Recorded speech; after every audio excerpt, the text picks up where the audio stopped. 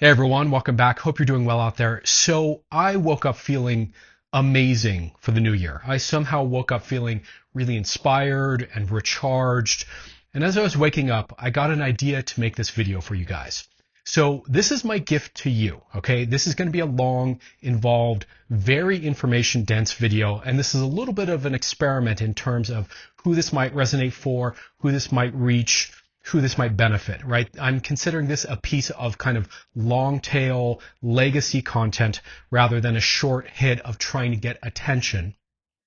But I wanted to kind of create a space on the internet here on YouTube where there is a free course version of basically the 101 level of personal development content that you would find, say, from traditional kind of seminar type personal development work. So this is the kind of information that you would get if you went to one of these big kind of seminars where you pay thousands and thousands of dollars and you go for 12, 14-hour days, heavily engaged, learning and doing exercises and all that around kind of your classic personal development content. And I wanted to give it to you for free. So before we dive in here, I want to just kind of share a few of my thoughts about this, set up a little context here, and then we're going to dive in. So buckle up, strap in. This is a long video. There are going to be chapter markers. I'm going to have this all segmented out so you can kind of piece your way through this. But there's going to be a lot of solid, really important, really life-changing material. But before we get into it, let me share with you kind of my thoughts on why I'm creating this and kind of what you can expect from this. Okay, so let's talk about why I'm creating this. So there's a few reasons for this. First of all, we live in a time now where we have this kind of fragmented information ecosystem, right? The internet and YouTube in particular and social media, there's a lot of great ideas floating around, but often they are kind of ungrounded and out of context these days, right? So I wanted to create kind of a coherent, cohesive base of personal development understandings because I realized that the people who are coming to my channel and coming to my work may be coming from all kinds of different reference points. Some of you have been in therapy for years. Some of you are brand new and interested in psychedelics and spirituality and just kind of having your first experiences with that. Some of you know some of the self-help stuff, but not some of the other stuff. So you have kind of partial information.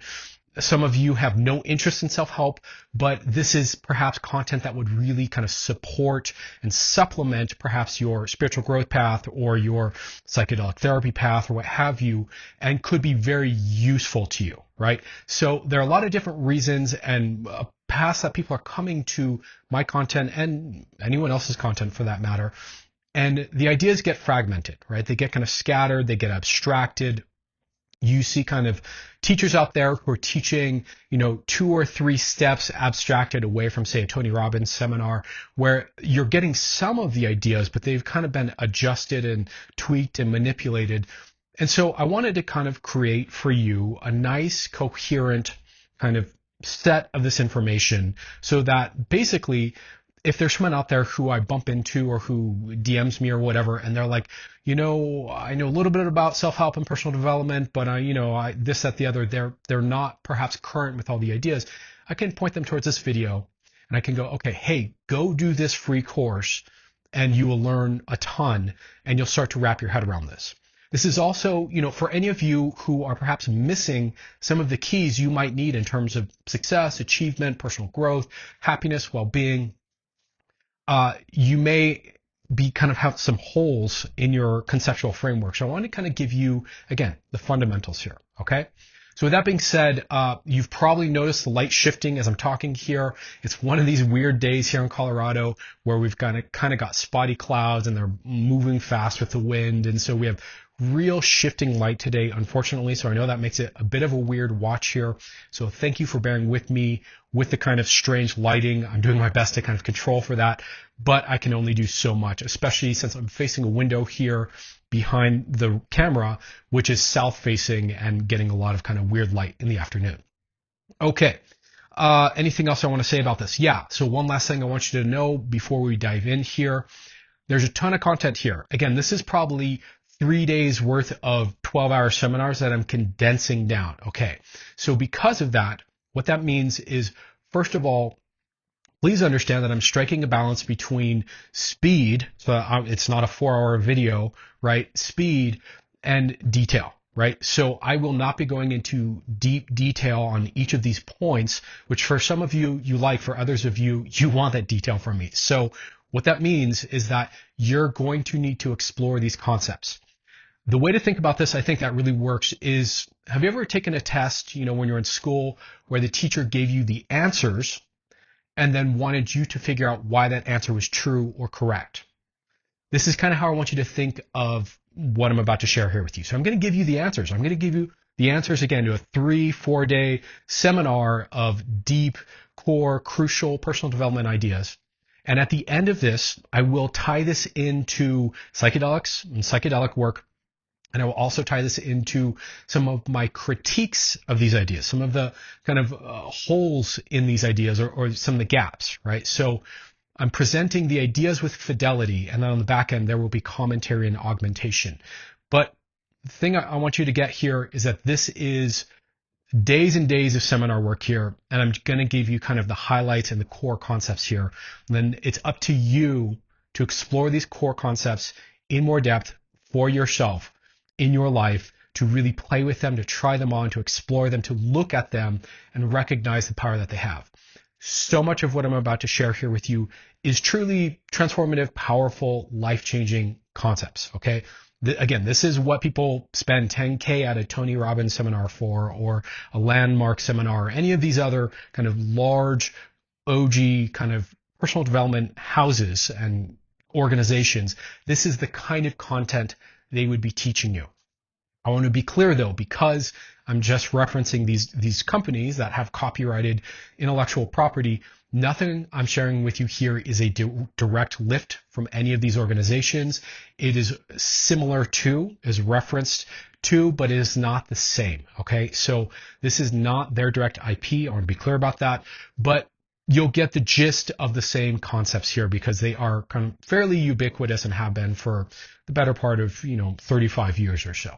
Okay, so with that being said, let's dive into the first bit of the course here, and I hope you enjoy it. Okay, much love. Oh yeah, one more thing I forgot to mention. So I wrote all this out yesterday on my notes app here. So you will see me reading, you'll hear me reading. So bear with me as I kind of read this off to you, and then I'll explain a bit of these concepts to you. So this will not be the same as me just staring into the camera and just kind of downloading all these ideas to you. I want to make sure that I'm really precise and on point with all the points I want to convey to you. So that means I'll be reading a bit. So hopefully that doesn't bother you, but just heads up on that. Okay, let's dive in. Okay, so we, broadly speaking, have 8 major concepts to unpack here in this course, okay? These are going to kind of take you, again, through the kind of fundamentals of personal development 101 as you would kind of experience if you went to a multi-$1,000 course, okay? This is my free offering to you. I think all of these ideas are incredibly important to really sit with and explore and discover for yourself. I want to be clear that it is one thing to get this at a cognitive, conceptual level, for me to offer you an idea and for you to go, that's an interesting idea. Do I agree with that or do I not agree with that? That is a very different thing from actually trying on the concept for yourself in your body and in your life, okay? So these ideas really come alive with application. So I just pointed out something that I want you to start to be self-aware of as we go through this material. One of the biggest mistakes that people make when they're encountering new information is to listen and explore it through the filter of, do I already agree with this? Consider that is what's called confirmation bias, right? This is the process of, I've already made up my mind and I'm looking for data that supports what I've already come to as a conclusion. Confirmation bias does not create growth or change, okay? Let's be clear about that, right? So I want you to really understand here, as you encounter these ideas, to basically suspend your confirmation bias, to put aside this filter of, do I already agree with this or not, and engage the ideas on their own terms directly and explore them for yourself, especially through application in your life, through feeling it, through stepping into this lens and looking through this lens. These are going to be very different worldviews than the ones you already have, potentially.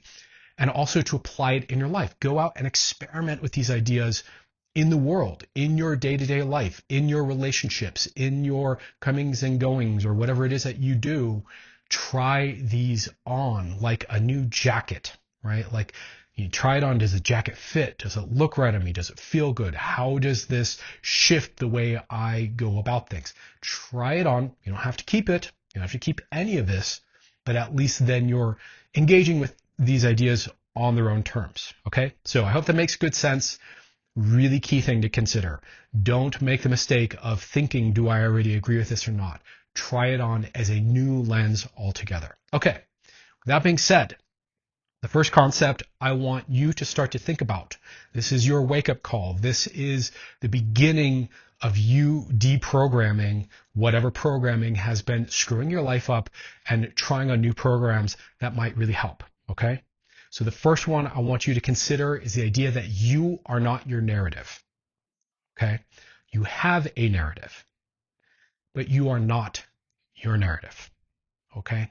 So there are multiple points to unpack this, but the first one I want you to consider is that you are the intelligence that assembles narratives. Right? So this starts to get you looking, okay, if I'm not my narrative, what am I? You're deeper than your narrative. You're bigger than your narrative. You are the deep intelligence that assembled your narrative in the first place. Right? You are the creator of your narrative. You're the owner of your narrative. Your narrative does not own you, you own it. Okay? Stop and think about that for a moment. As you're thinking about that, I want you to consider that every person has a narrative, and that you can kind of think of that narrative perhaps as ego or identity. And our narratives strongly shape our perception of reality.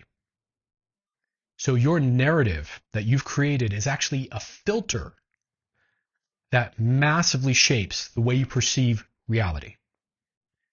Okay? So this narrative, of course, includes aspects about you, your personal history, your character, the roles you play, who you are in relationship to other people. This narrative may contain content about others and the nature of other people and their relationship to you and the nature of relationships in general.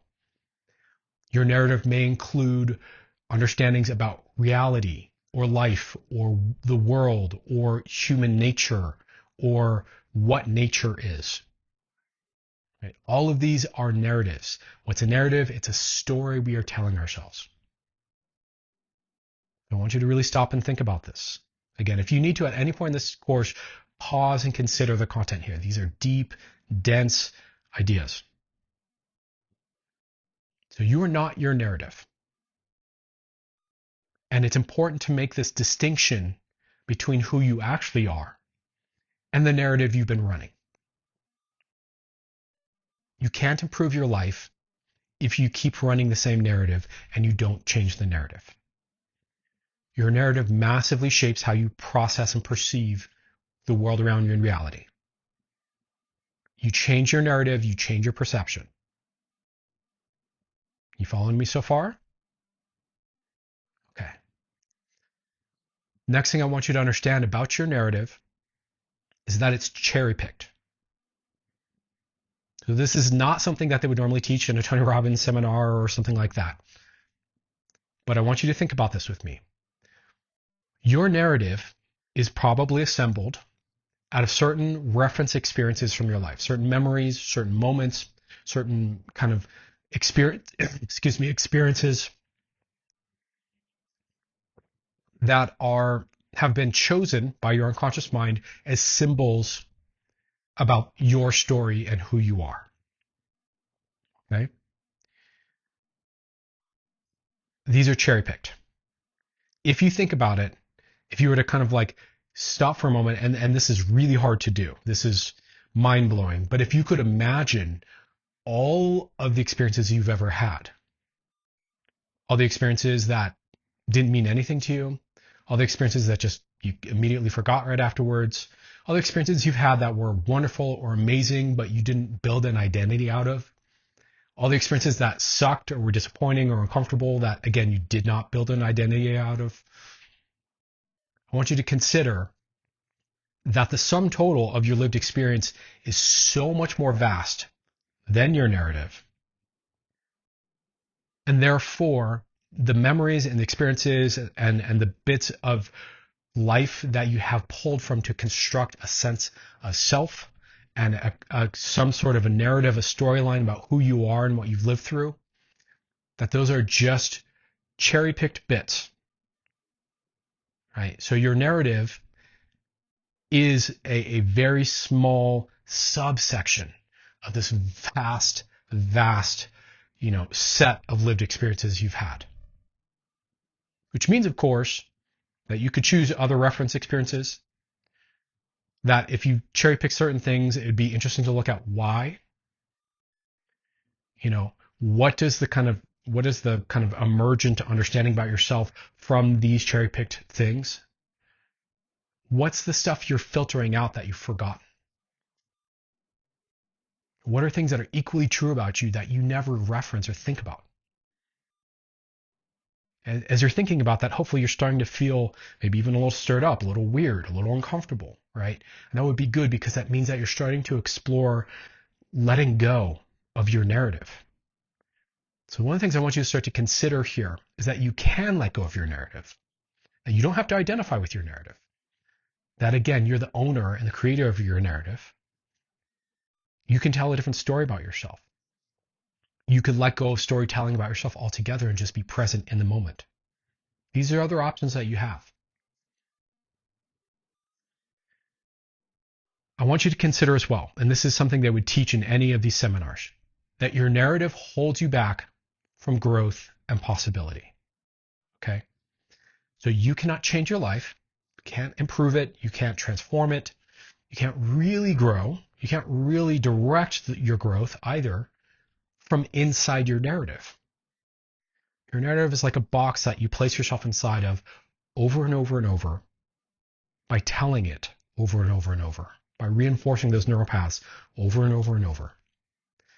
And by telling this story and reinforcing these neural paths, you really box yourself in and limit your ability to get outside that box and look at what life looks like from a radically different story or narrative or point of view or perspective. So I want you to consider that it is possible to get outside your narrative. This is one of the things I think psychedelics can do for us. Again, at the end of this video, I'll kind of bring in the psychedelic component to all of this. So I might reference it a little bit, but we'll kind of keep it out of the mix for the most part. You are this deep intelligence, and you can step outside the box of your narrative and see how that impacts the way you feel, the kind of sense you make of things, and what options you now notice that you have that you didn't notice before from inside your narrative. Okay, so I hope that makes sense. I'm going to move on to the next one here, but the first distinction, first point, the first concept to really explore and play with and integrate and bring into your life is that you are not your narrative. You're the creator of your narrative, and that gives you choice. All right, so how's this landing for you so far? How does this feel? Is that liberating a little bit? Is that confronting and challenging? Is that uncomfortable? Is that thought-provoking? How's that feel for you? So just check in with yourself, see how that feels for you. Now, with classic personal development work, I would say part of the point is to be a bit confronted, to be a bit challenged, right? To really, again, try on lenses about life that you've never thought about before, never considered, or perhaps you've heard but you've never really stepped into. And that process is inherently a bit uncomfortable, a bit unsettling, a bit challenging. So if you're feeling that way, that would be normal, and that's okay, right? And again, you can pause the video and come back to this or shut it off if you don't like it at any point.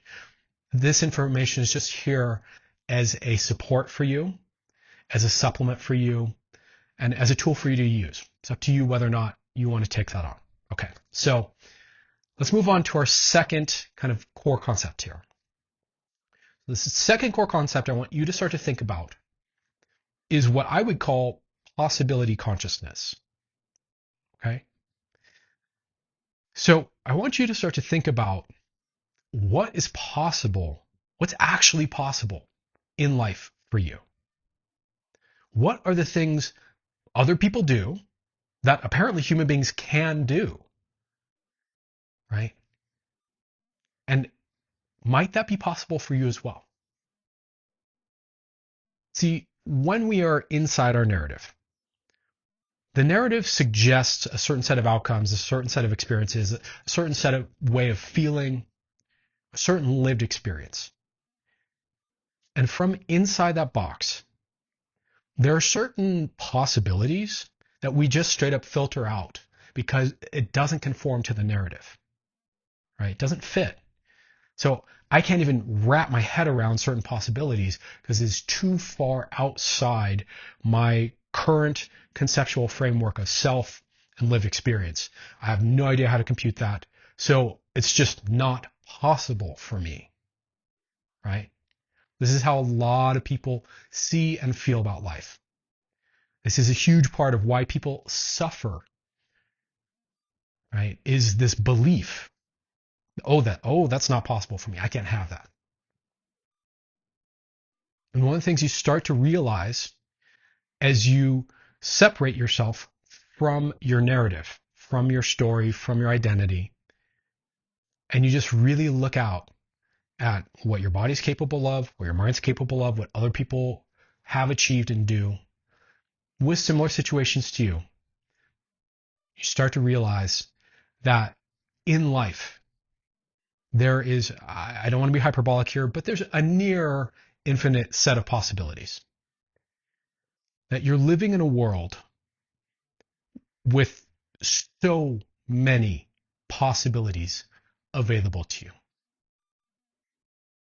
And whether or not you want to take those on or take those up or engage those is up to you.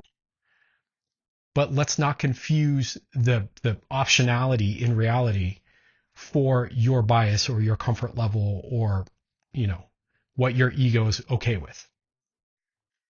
There is so much possibility. And this distinction, number 2, is to start to think about what those possibilities are for real. What do you want for your life? What do you actually want? Right? What do you know could be a thing? What are you curious about? What's a worthy experiment for your time and your life and your attention, your energy? What would you like to have, but maybe you're afraid of reaching for it or trying or unsure how you would even do that? Really start to open up to this possibility consciousness, because changing your life, whatever that looks like for you, changing your life hinges on recognizing and processing possibility. If I can't recognize or accept that that's possible, then I can't change my life. So I want you to consider what others can do. You can do too, to some degree. I mean, obviously there are extremes and outliers in every field. But while that's also true, that doesn't necessarily have bearing on your capability. You don't know what you're capable of unless you really try. Otherwise, it's a guess, right? So I want you to really think about this. What others can do, you probably can do too.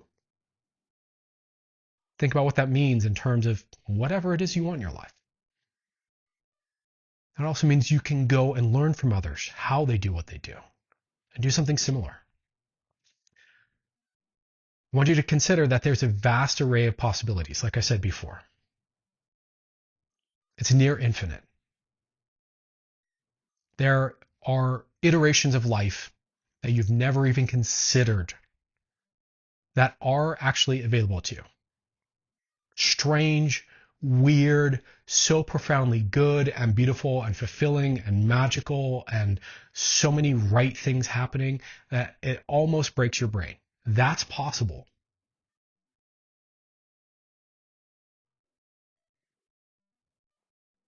And I would encourage you to choose the possibilities as you're considering the entire field of what's possible in life.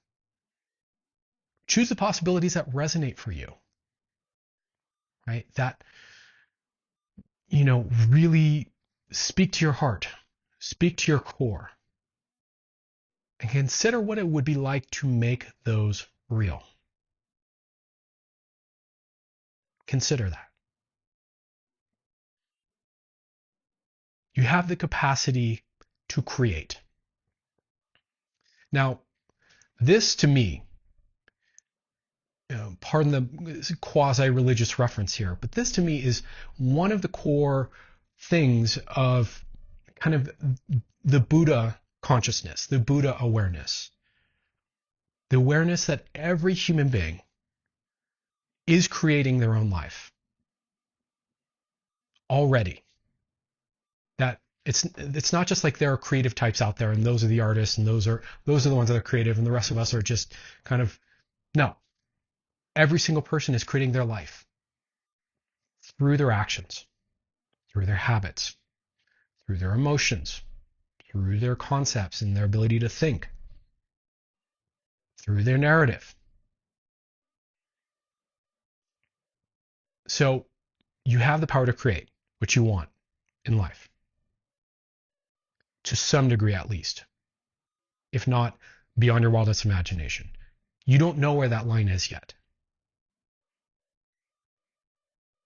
And it begins with really, really registering what's possible.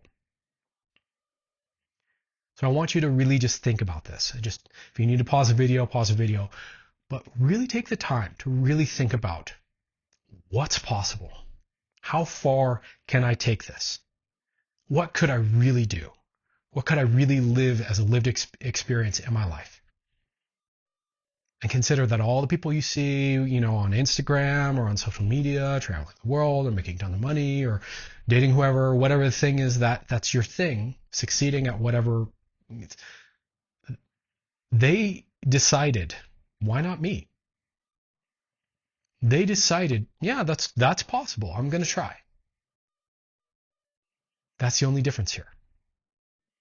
So possibility consciousness. Just sit with that. Okay, so the third distinction here is one that's probably going to be familiar to a lot of you. This is a bit of a Tony Robbins cliche at this point, although Tony, as far as I'm guessing here, but as far as I can infer, didn't just come up with this himself. This came probably from his study of NLP and neuro-linguistic programming. And this is the distinction of shifting your state as a leverage point into changing your life. Okay, so we're going to be talking about shifting your state. So first of all, what is a state, right? This would be the first thing to recognize. Probably most of you know intuitively, implicitly what I mean when I say state.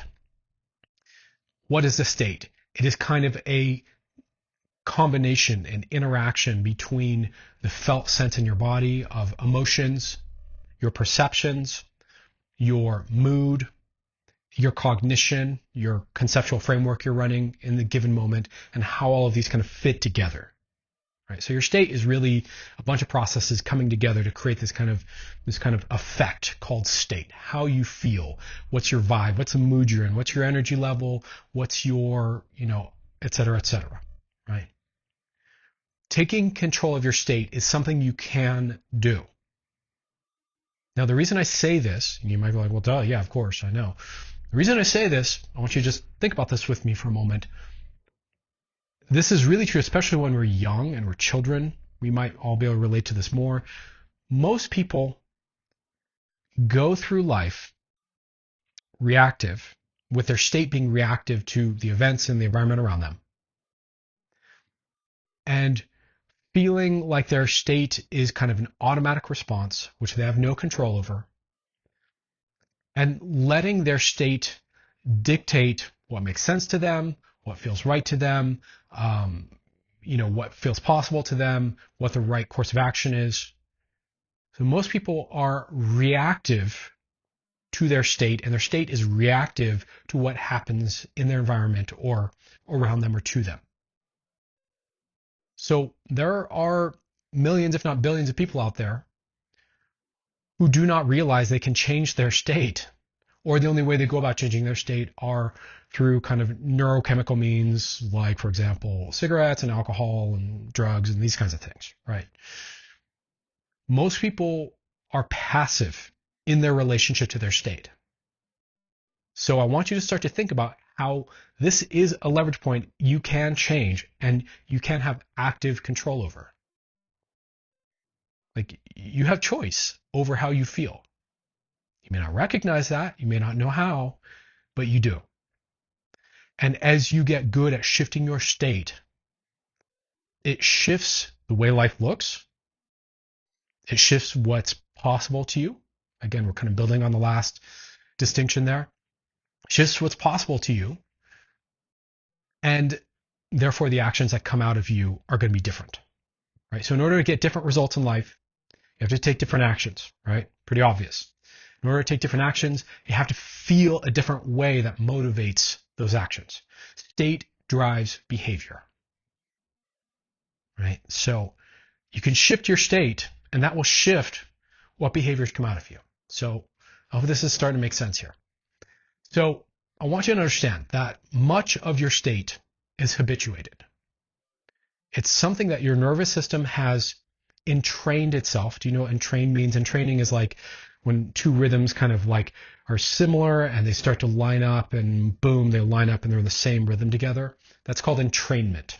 Okay. So basically like resonating with something or conditioning something. So your nervous system has kind of been conditioned or habituated or entrained into whatever set of states you typically normally feel. Right? So again, most of us are passive and reactive in our relationship to our state. State exists, and you should really think about this with me here, in a feedback loop with motivation. So one of the big ahas for me in learning all this stuff and studying therapy and hypnotherapy and all that, one of the like holy shit moments was to realize that most human experiences are feedback loops. They're not linear A to B processes. So your motivation is a product of your state. But also, as you take action, as you get motivated, that also impacts your state. So it is a loop. Okay. So you can intervene by taking action, which will change your state and that'll change your motivation level. Or you can intervene through shifting your state first and letting that motivate you. Okay. So this is a feedback loop. There's a circle there. But obviously the inverse is also true. The way we demotivate, the way we move into worse and worse states happens along this same pathway, this same feedback loop. So now you know. Choose wisely. Use this power for good inside yourself. Don't be destructive with this with yourself, okay? You can shift your state, and you can choose to feel different ways than you do. That's really my point here. You can habituate new states, right? So you can shift yourself into a state that you don't normally feel, and you can do that enough that your nervous system adapts and starts to incorporate that feeling more often. So this is one way to create change. I'm not saying this is the only way. I'm not saying this is the best way. This is a classic old school personal development way of changing your life. Shift your state. Habituate new, better states inside of yourself. From these new, better states, new behaviors suggest themselves. Okay? In general, learning to shift your state rather than using it as a reason to not change is key. So don't use your current state, if it's habituated to kind of low level of functioning or feeling bad, don't use that as an excuse to not change. Change your state. Shake yourself up. Don't get too comfortable in these crappy patterns that leave you dissatisfied with life.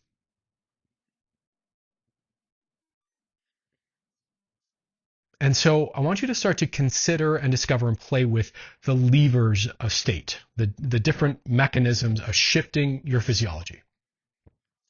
The obvious ones here. Breath. Breath is huge. If you're not familiar with the Wim Hof technique, go play with that. That'll shift your state for sure. That's something operating at a very deep level in the nervous system that can really, really empower you. It's not for everyone. There are health caveats there. Do your research, all that. But that's just one example. Different breath techniques, right? Box breathing, pranayama. There are different ways you can go and shift your state using breath. It is one of the deepest mechanisms we have that we have control over into our deep nervous system. And a lot of people kind of poo-poo breath work, or they get annoyed by it, or whatever. People don't like it for whatever reason, but it's a really effective piece of leverage into shifting your state. So I'd encourage you to play with that. Another one here, obviously, is movement, right? So this is the classic Tony Robbins thing, right? If you see footage of those seminars, he gets everyone up and they're dancing and they're hollering and they're cheering and they're pumping up their state. So you can move. Go take a walk. Go stretch, right? How does stretching shift your state versus walking, versus running, versus working out, versus et cetera, et cetera. Move. Play with movement. It's one of the faculties of your body, and it will really shift your state. Another big one here. Lifestyle. Talk about a big word, right? With a big meaning. All the little things you do that are part of your daily habits impact your state. The foods you eat, the kind of sleep you get, the content you watch, right? Let me see, the substances you do or don't take, and the supplements you take, the types of interactions you have with people, the tone, the vibe of how you relate with people. Other lifestyle stuff here. Of course, what you do with your time, what you do with your money, how you make your money, blah, blah, blah, blah, blah, right? There are tons of low-hanging fruit in the way you're living your life that if you change, will shift your state. And if you shift your state, it will be easier to change more, to grow more. Excuse me, I have to cough. So, think about that. Low-hanging fruit here. Breath, movement, lifestyle. How do these impact your state? These are all within your control. How do these impact your state? Right? Meditation versus not meditating. How does that impact your state? Think about this. You have real leverage here.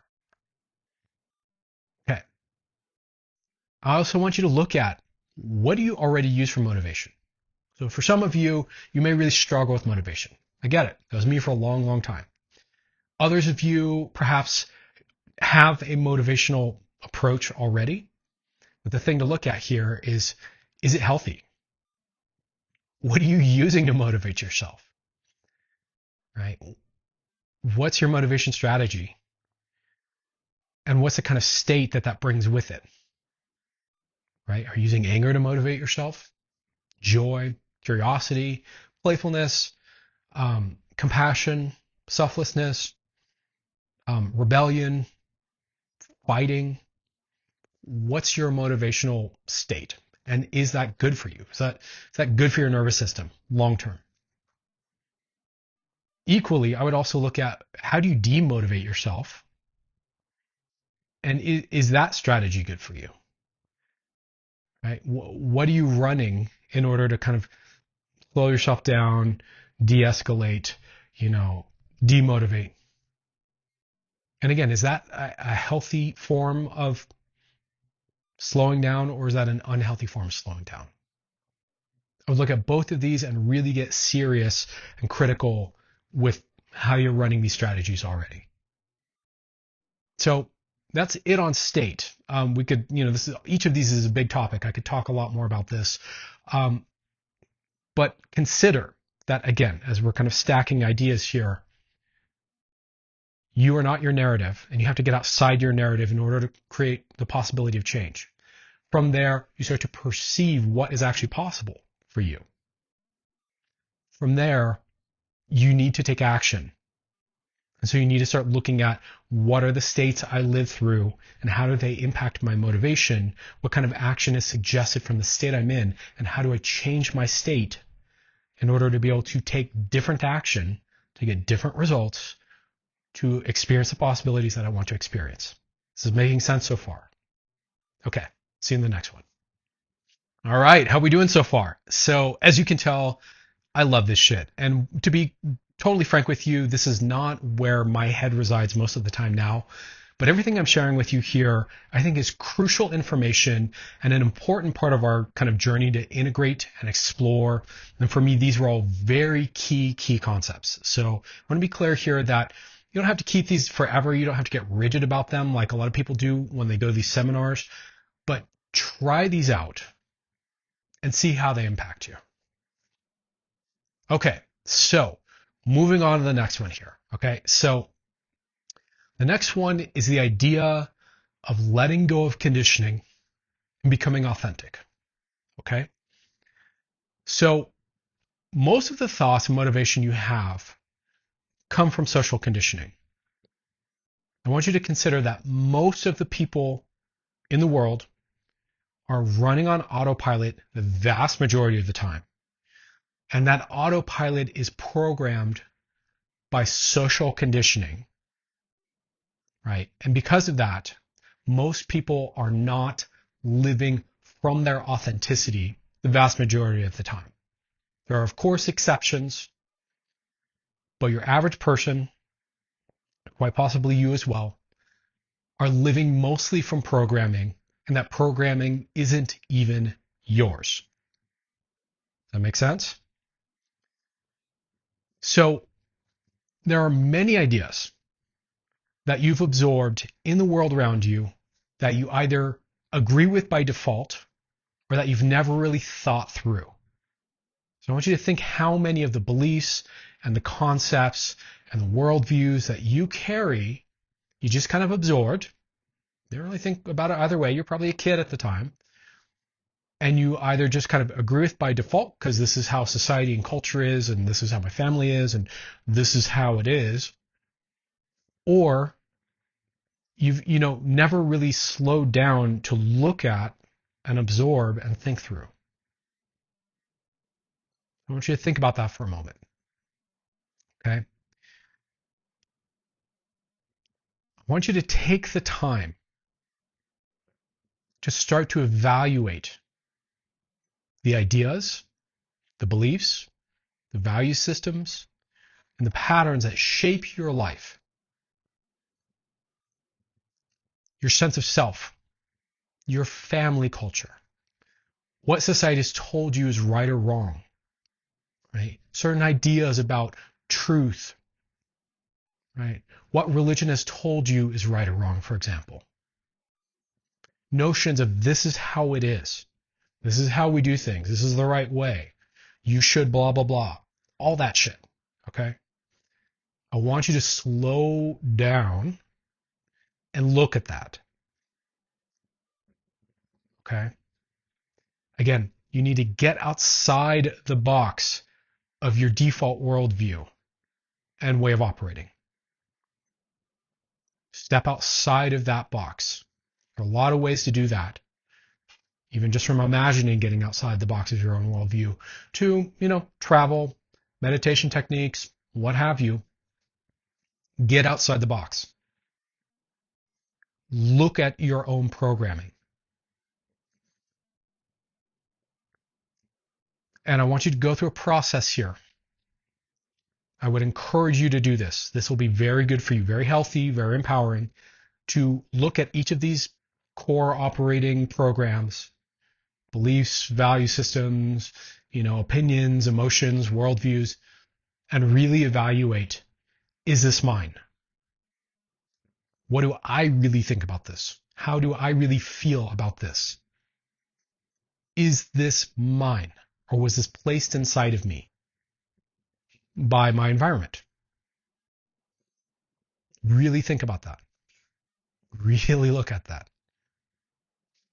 And go through a process of discarding that which is not truly yours. let it go. And if something truly is yours, if there's something that you've been taught that you agree with, own it. Take it in. This is mine. This is me. This is my truth, my value system, my beliefs, my worldview. This is what it means to become authentic. This is part of it, at least. The other part of authenticity is starting to pay attention to how you feel in the moment in real time and then communicating that. I feel this. I'm thinking this. This is happening in my body. That's also authenticity. But you want to start to distinguish what you actually believe and value and think and feel, resonate with, what you're not sure about, what you're totally sure about. You want to make those distinctions, separate that out from what's been placed inside of you by society that you've kind of absorbed through growing up and being socialized, or what you've kind of agreed with by default because you don't want to not belong or stand out against the crowd and feel like you don't fit in. And really own what's yours and really just put down. You don't have to be aggressive about it. You don't have to be rebellious about it, but just gently put down what is not yours. This is the process of becoming authentic. Having the courage to acknowledge what you really think and what you really feel, both in the abstract and in the moment. And being able to stand in that, communicate that, give that to others, be clear about that.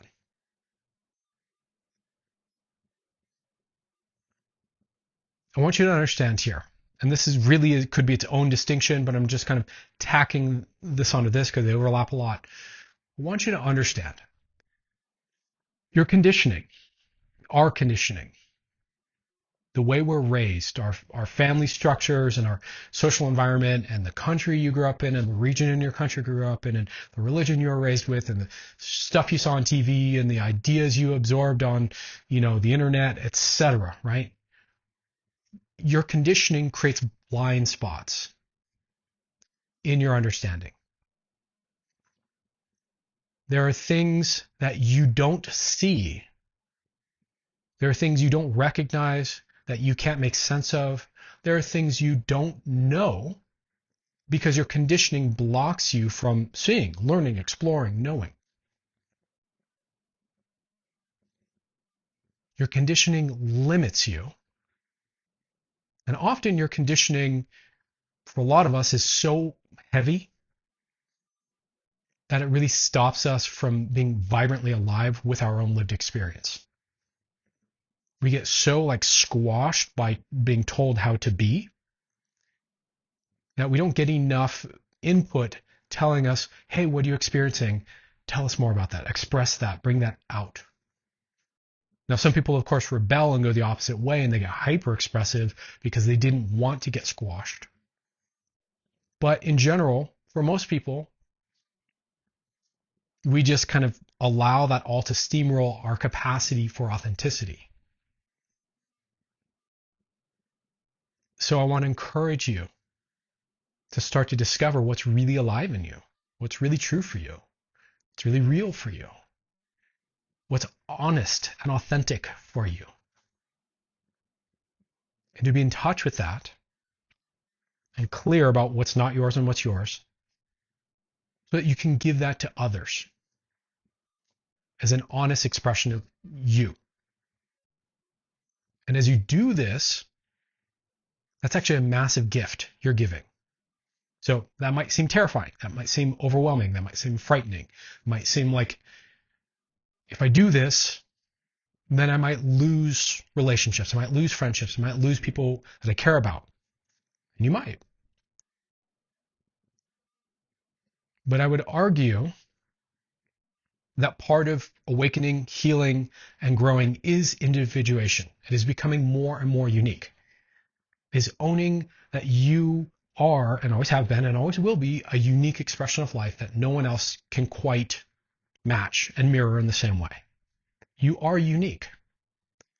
And authenticity is the process of just acknowledging what is unique and authentically inside of us. And as you do that, as you give that uniqueness, you're giving people truth and clarity so that they can either decide, I resonate with you or I don't resonate with you. I like that, I don't like that. And the people that resonate with you, you know actually resonate with you. The other piece I would add here, again, this is me kind of tacking on a little bit of therapeutic concept, so this is not pure personal development, but highly relevant to what we're talking about here, is the idea that in a healthy family system, or in a healthy culture, or healthy civilization, a healthy whatever environment, you shouldn't have to choose between belonging and being authentic. That these should naturally go together. That you always know that you belong. So therefore, there's no reason to stifle your authenticity, and your authenticity is encouraged and welcomed as a contribution that never ever threatens your belonging. The way most of us are raised, that's not at all the case. Okay, let's be real here. The way most of us are raised, we have to choose, or we felt we had to choose between belonging and authenticity. And for anyone in that position, the way we're wired as human beings, most of us will choose belonging 9.9 times out of 10. There are people who, again, abreact and push in the other direction and insist upon their authenticity. But again, in a healthy situation, you shouldn't have to choose. This shouldn't be a dilemma. But here we are, and it is for most of us. I want to encourage you to go through this process of letting go whatever conditioning you've absorbed that doesn't fit, that doesn't make sense to you, that you've never quite agreed with. Let that shit go and step into owning what is genuinely, authentically yours, true for you, real and meaningful for you. And see what kind of life comes out of that. Okay, let's move on to the next one. Okay, how are we all doing? I know I'm getting heavy here and I'm getting deep on you here, but that's kind of part of the point of personal development, is not necessarily just to give you these like wrinkly tinkly, like sweet little ideas, but to let's go there. This is your life. This is you getting what you want. We got to keep it real. We got to go deep. Okay. So moving on to the next one here, this is kind of a cornerstone of most personal development work. Okay. This is a ubiquitous key piece, and for a reason. This is really at the heart of the life you want to live and at the life you're living now. Okay.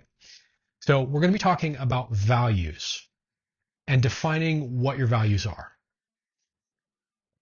So what are values to begin with here? Values are essentially what's important to you. It's just kind of a fancy term for this is important to me. So values are different than needs, right? Like you have a need for water, you have a need for sleep, you have a need for social contact, right? You might value those. I value water, I value sleep very much, but those are needs, right? Values are not needs. Values are what's important to you. They're often, generally speaking, abstracts. Okay. So you want to start to identify and define what you value. Now, by abstracts, I mean things like kindness, truth, wisdom, love, strength, power, integrity, cleverness. I'm just kind of riffing here, but notice these are all abstract terms. I mean, you can identifiably notice kind of what cleverness is. It's a quality, it's a thing, but it's not a concrete thing. It's abstract. Truth, again, it's a concrete thing, or not a concrete thing. It's an abstract. Values are, generally speaking, these abstracts that are deeply important to us in life. Generally. And you want to start to identify what's important to you. And if you need to, pause this video and make a list. In fact, this is usually what's done in these seminars is they'll make a list. I'll have you sit down, do an exercise, brain dump what's important to you. And then the next step is usually kind of prioritizing those, then kind of refining that or doubling down on some of these, because sometimes the value that first comes to mind isn't actually the heart of things. But you want to start to identify what you value. So you can even just start with the question, what's important to me in life? And that'll start to point you towards your values. Now, again, once you've identified them, brainstorm them out. What I would do is I would double up on some of these and go, what's important about that? So I'm randomly just picking a value here. Truth. Do I value truth? Okay, wonderful. Now ask yourself, what's important about truth? That's going to yield some different information. It's probably going to be closer to the heart of things. And that phrase encapsulates values really well. Moving closer to the heart of things. Your values are at the heart of life for you. If you're properly in touch with your values, you should feel moved. You should feel vibrantly alive, maybe with passion, or perhaps emotionally moved almost to the point of tears because it's so real and poignant and beautiful and meaningful to you. Your values typically are what motivates you. So remember, we're talking about state and motivation. This ties into values. Really start to look at what really moves you so much that it's the most poignant thing to you. It's the most beautiful thing. It's the most profound thing. It's the most meaningful thing. It's the thing that when you think about, you get amped up with energy, or you start to shake and want to cry, or there's nothing more real to you. Those are your values. That's what we're looking for. What's at the heart of life for you? Now, the crazy thing here is that that's going to be different from person to person. Different people have different value systems. And again, if you're not being authentic, you're going to crank out some sort of value system that's just kind of the default, what other people told you to think and feel and value. Now, we want the real thing, man. We want what's in your heart. It's your truth. What's the juice to you? Okay? It's a different thing. But I want you to really slow down. Make a list. Dig deep. And once you have that list, go through and prioritize them. What's the most important? Excuse me, still recovering from a long cold. Still a little tickle in my throat sometimes. So you want to identify what's important to you. And then here's the secret to a great life. Here's the secret to resolving depression. Here's the secret to getting out of that funk. Take action on what's really important to you. Lean into it. Make it a lifestyle. Start to think about and strategize, how can I live from this place? How can I have this experience, this feeling, this piece of meaning for me more often? Think about that.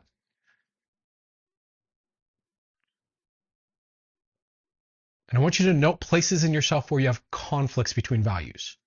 So this is super common. If you make that list, you might look at it and go, part of me values, comfort and stability and coziness and being safe. And another part of me values, traveling and new experiences and meeting new people. And these might really conflict. So you want to note Where do I have values conflicts? Right. Another thing you want to note here is which values of yours are really defined by avoiding something bad, pain, fear, discomfort, versus which values of yours are about moving towards something you really care about. Right? You could kind of think of this versus like conservative versus kind of promotion oriented values, hedging versus growth, right? People can value both. We want to start to know what are the away froms and what are the towards. And then in that, one of the things I would suggest you might do as part of your personal growth work here is resolve the away froms. This is one of the things that they teach in NLP programs, and one of the things I used to do as a coach a lot with people. Is very, very much a coachy thing to do. Is okay. What are your value systems? Which ones are defined by like avoiding pain or discomfort or fear or something like that? And then let's clean up whatever all that is. That's something you can do. Start to work at cleaning up whatever causes you to move away from certain things or be motivated by fear or discomfort. Okay. I want you to know about values. Values can and will change over time. Okay. You may have values that you carry for your entire life, but you may not. And that's okay. That's normal. Values are also kind of contextual, right? What you value, if you're flat broke and starving hungry and, insecure about your own well-being, what you value in that moment is going to be different than if you are stable, financially thriving, and, you've got certain things going for you in life. Same person, different situations, different values come out. Does that make sense? So values are contextual. And I don't want you to worry about that. Okay? So I don't want you to be all like, well, which is me and, am I fake? Am I lying? Don't worry about that.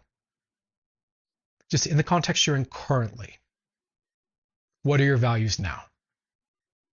Start there. Now, a couple of things I'll say about values. Going off script here a little bit, I didn't plan on saying, but perhaps useful. When you understand values and you really connect to your values and you live into your values, first of all, you will have a profoundly fulfilling life experience, is my prediction. The more you live in your values, the more deeply content and happy and fulfilled you'll be. The more alive you're going to feel. The more motivated you're going to feel. The more joy and passion you're going to feel. That's my prediction.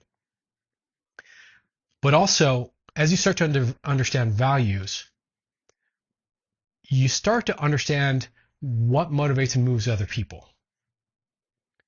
And one of the places where I think our society is failing right now is actually around values. So I want to make a commentary here. Part of growing up as a human being and becoming a mature, healthy adult, in my personal view, and there's science to back it up too, but from my point of view, is learning how to recognize that other people have different values than we have, but they are equally important to those people as our values are to us. And to make room for other people's and their value systems and their way of life and their processing of the world. And to understand this is really like how we see the matrix of people, the social matrix of reality. People are organized into groups and ways of operating in life and lifestyles and all kinds of stuff. What you see when you see people largely is their value systems. And the question here for me at a deeper level is, do you have the heart? Do you have the intelligence, the wisdom, the care, the compassion to let other people have their value systems and let that be valid as yours? And if you can speak this language of values, you can really connect with all kinds of different people from every walk of life. And you can really find common ground, find mutual honor and respect. You can start to, frankly, heal the world a bit.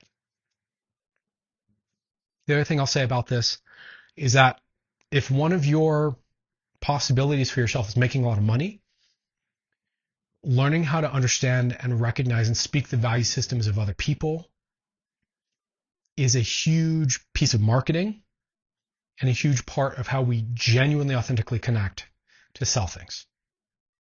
Okay, so values are deep. Values are powerful. Values are the leverage in your life.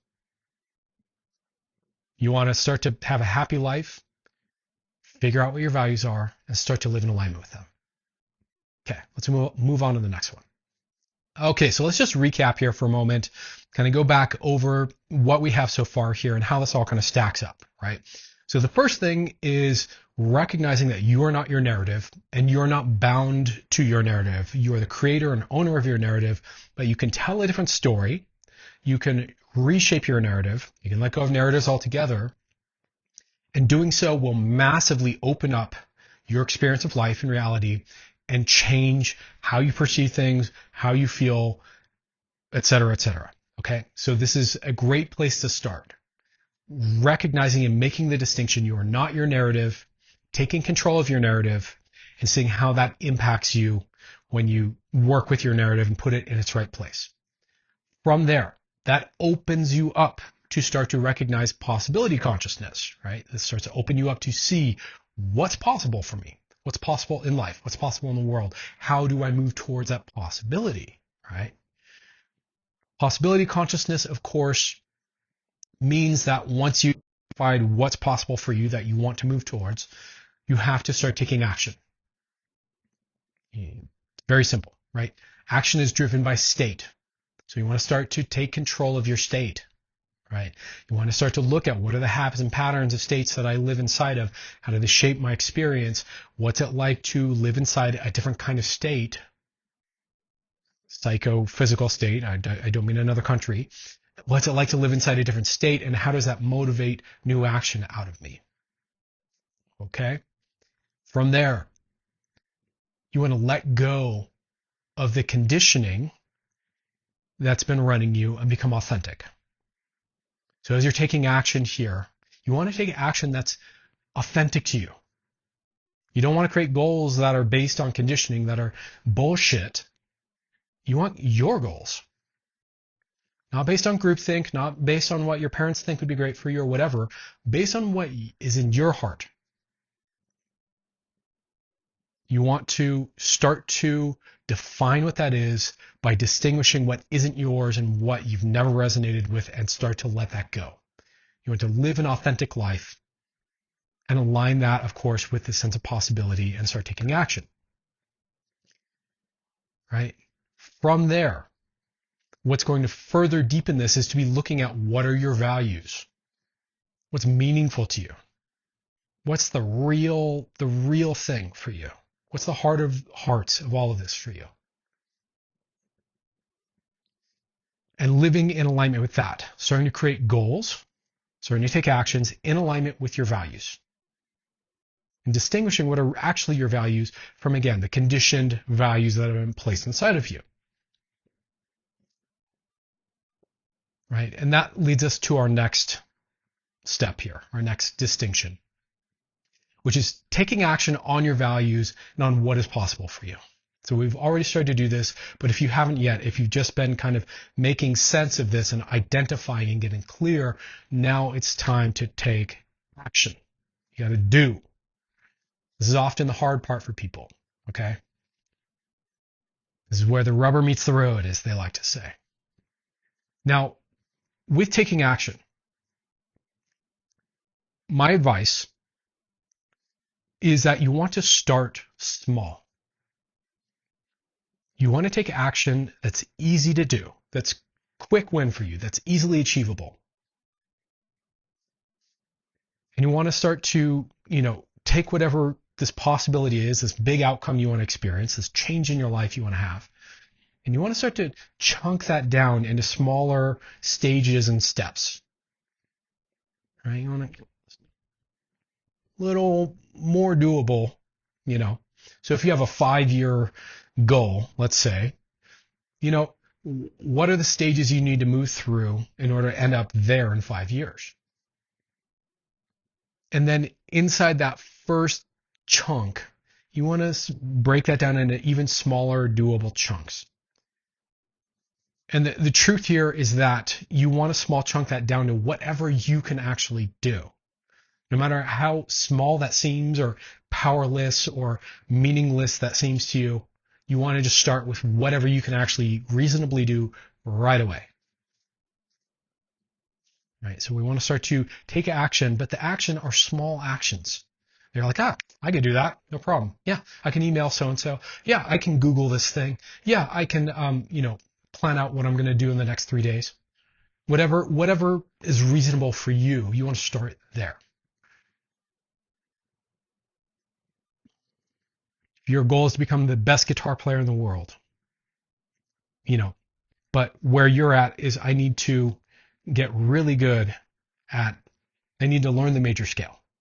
I don't know the major scale yet. Then that's your small doable step. Okay, I need to learn the major scale. Boom. Sit down and do that. That is a building block to being the best in the world, 100%. But we start to stack these small steps. Once you get that first one, what's the next one? What's the next little small thing you can do? What's the next little small thing you can do? Da, da, da, da, da, da, da, da, da, da. In this, we both have doability and momentum building in terms of action taking and consistent progress. This is how you turn vision into action from wherever you are right now. Okay? You want to think of the outcome you want to experience. Again, backwards engineer this. And here's the other piece of advice. Okay? I sucked at this for the longest time. Okay? So I can speak from personal experience with this one. Be consistent and persistent. Don't worry about being excellent. Don't worry about being grandiosely amazing off the bat. Don't worry about being the best. Don't worry about a huge goal. Just be consistent. Just keep engaging. Just don't fricking give up. No matter how many setbacks, no matter how bad you feel about where you're at, don't give up. Just keep going. Try again. Small example of this in my own life, which was not what I was thinking of a moment ago when I said I sucked at this. But I remember when I was young, I was really into skateboarding. It was the late 80s, early 90s, kind of golden era of skateboarding. And I was passionately into skating. And there's a trick in skateboarding called an ollie, very simple thing where you kind of tap the tail of the board and you make the board jump up, right? It's kind of like a building block of many of the other skateboarding tricks out there. And it was one of the seminal tricks to learn, especially at that time. I could not get it for the life of me. All my friends knew how to ollie. All my skater buddies could ollie all over the place. And I remember one night I'm like, nope, I'm gonna get it.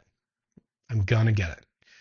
And I sat there in my driveway till it was dark, right? I started in the afternoon, it was well light out, and I kept going and failing and failing and failing and failing. I just kept trying, just stubbornly, just kept trying. And eventually I got it. Now, you can bet I felt super proud of myself in that moment. And it became quickly integrated into my ability to skateboard, and I was able to build tricks off of that. It came harder for me than it came for a lot of my friends. But that doesn't mean it wasn't possible for me or that I couldn't do it. It just took more persistence for me to get the feel for it. That's all it was. Whatever it is in your life, whatever the ollie is in your life, be persistent. Even if you're sloppy about it, even if you suck, even if you're disappointed in yourself, even if you feel like you're never going to get there, just be persistent. Persistence, and I know you've heard this, and I've certainly seen this in my own life, persistence will beat out talent and skill every time. It takes longer sometimes, but in the end, it's a superpower.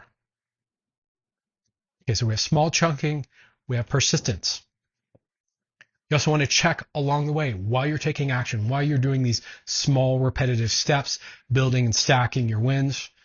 You want to keep checking, am I in alignment with my values? Am I drifting? Am I kind of like, if I lost my way here, am I too caught up in the small details of the thing and I've lost the big picture here? Check back in. Do I need to adjust something in order to steer myself closer to what it is that I value? And this is an important part of action taking because, again, your goals, your outcomes need to be aligned with your values. They have to be something you genuinely believe. And again, it's easy for that to drift when you're in the details of this. So check in, head up every now and then, go, am I moving towards my values or not?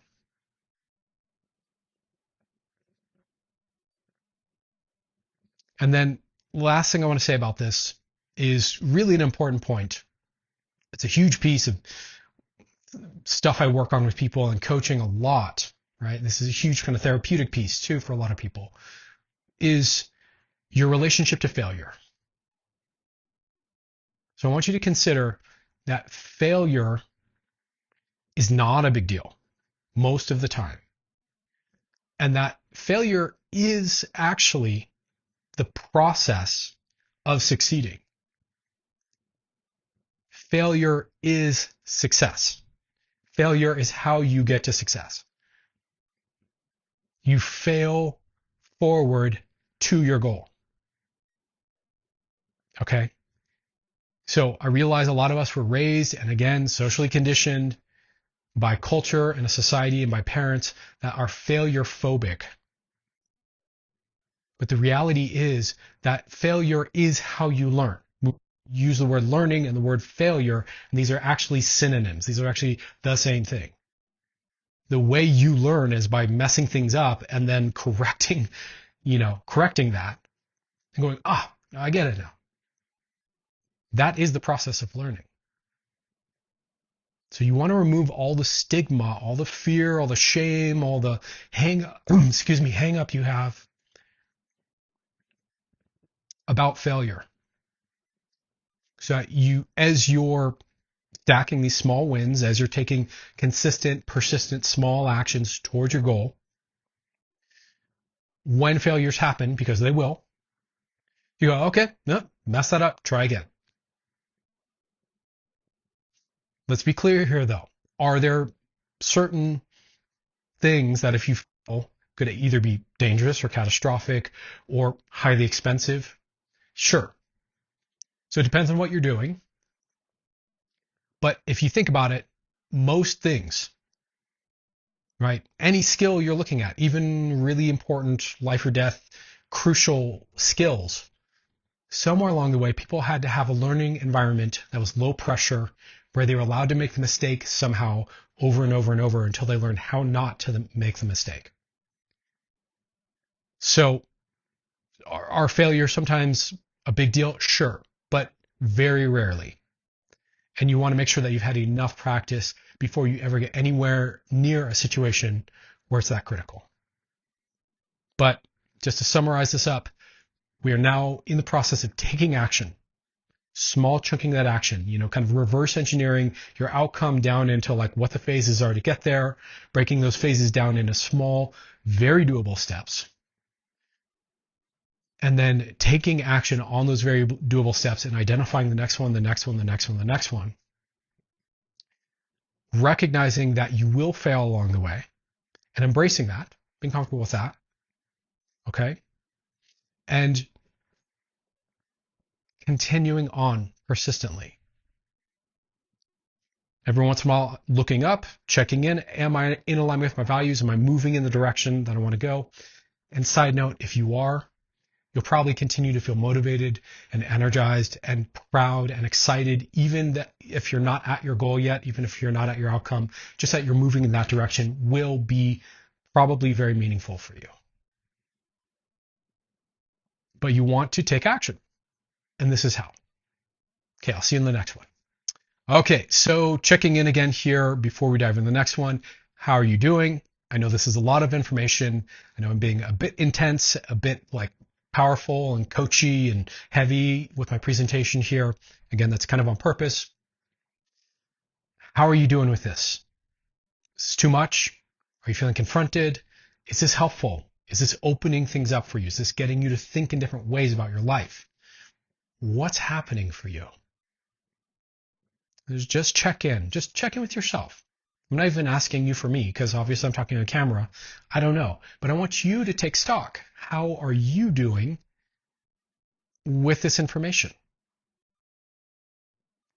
You know, did I say something that rubbed you the wrong way?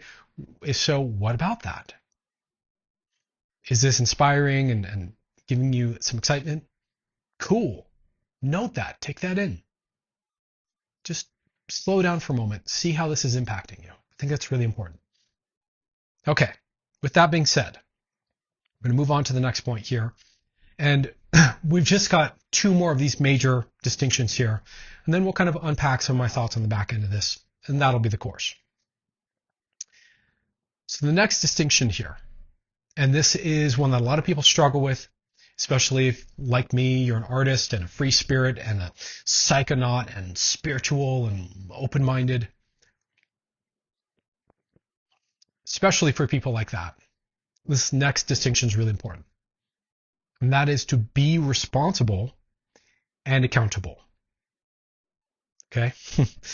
Not everyone's favorite thing to hear, but really important. There's a reason why this is one of the key concepts of personal development work. So the first thing I want you to think about with this is that if you're not accountable, then what that means is you have no agency. You cannot have agency, aka power, ability to affect change, the ability to cause things to happen. You cannot have that without accountability. Right? Because if you're at the cause of certain things happening, by definition, you are also then accountable for what happened. Accountability is not a bad thing. It's just a fact of being a creator. It's just a fact of having agency. It's part of the package. If I'm going to do things, then whatever that causes means that I caused that. Being willing to acknowledge that is what it means to be accountable. So you want to be accountable. You want to embrace accountability. Because to embrace accountability is also to embrace your agency, your power, your ability to create. That you are actually in the driver's seat of a situation. So you want to be accountable. Along with accountability, I want you to consider that if you are not responsible for your life, then who is?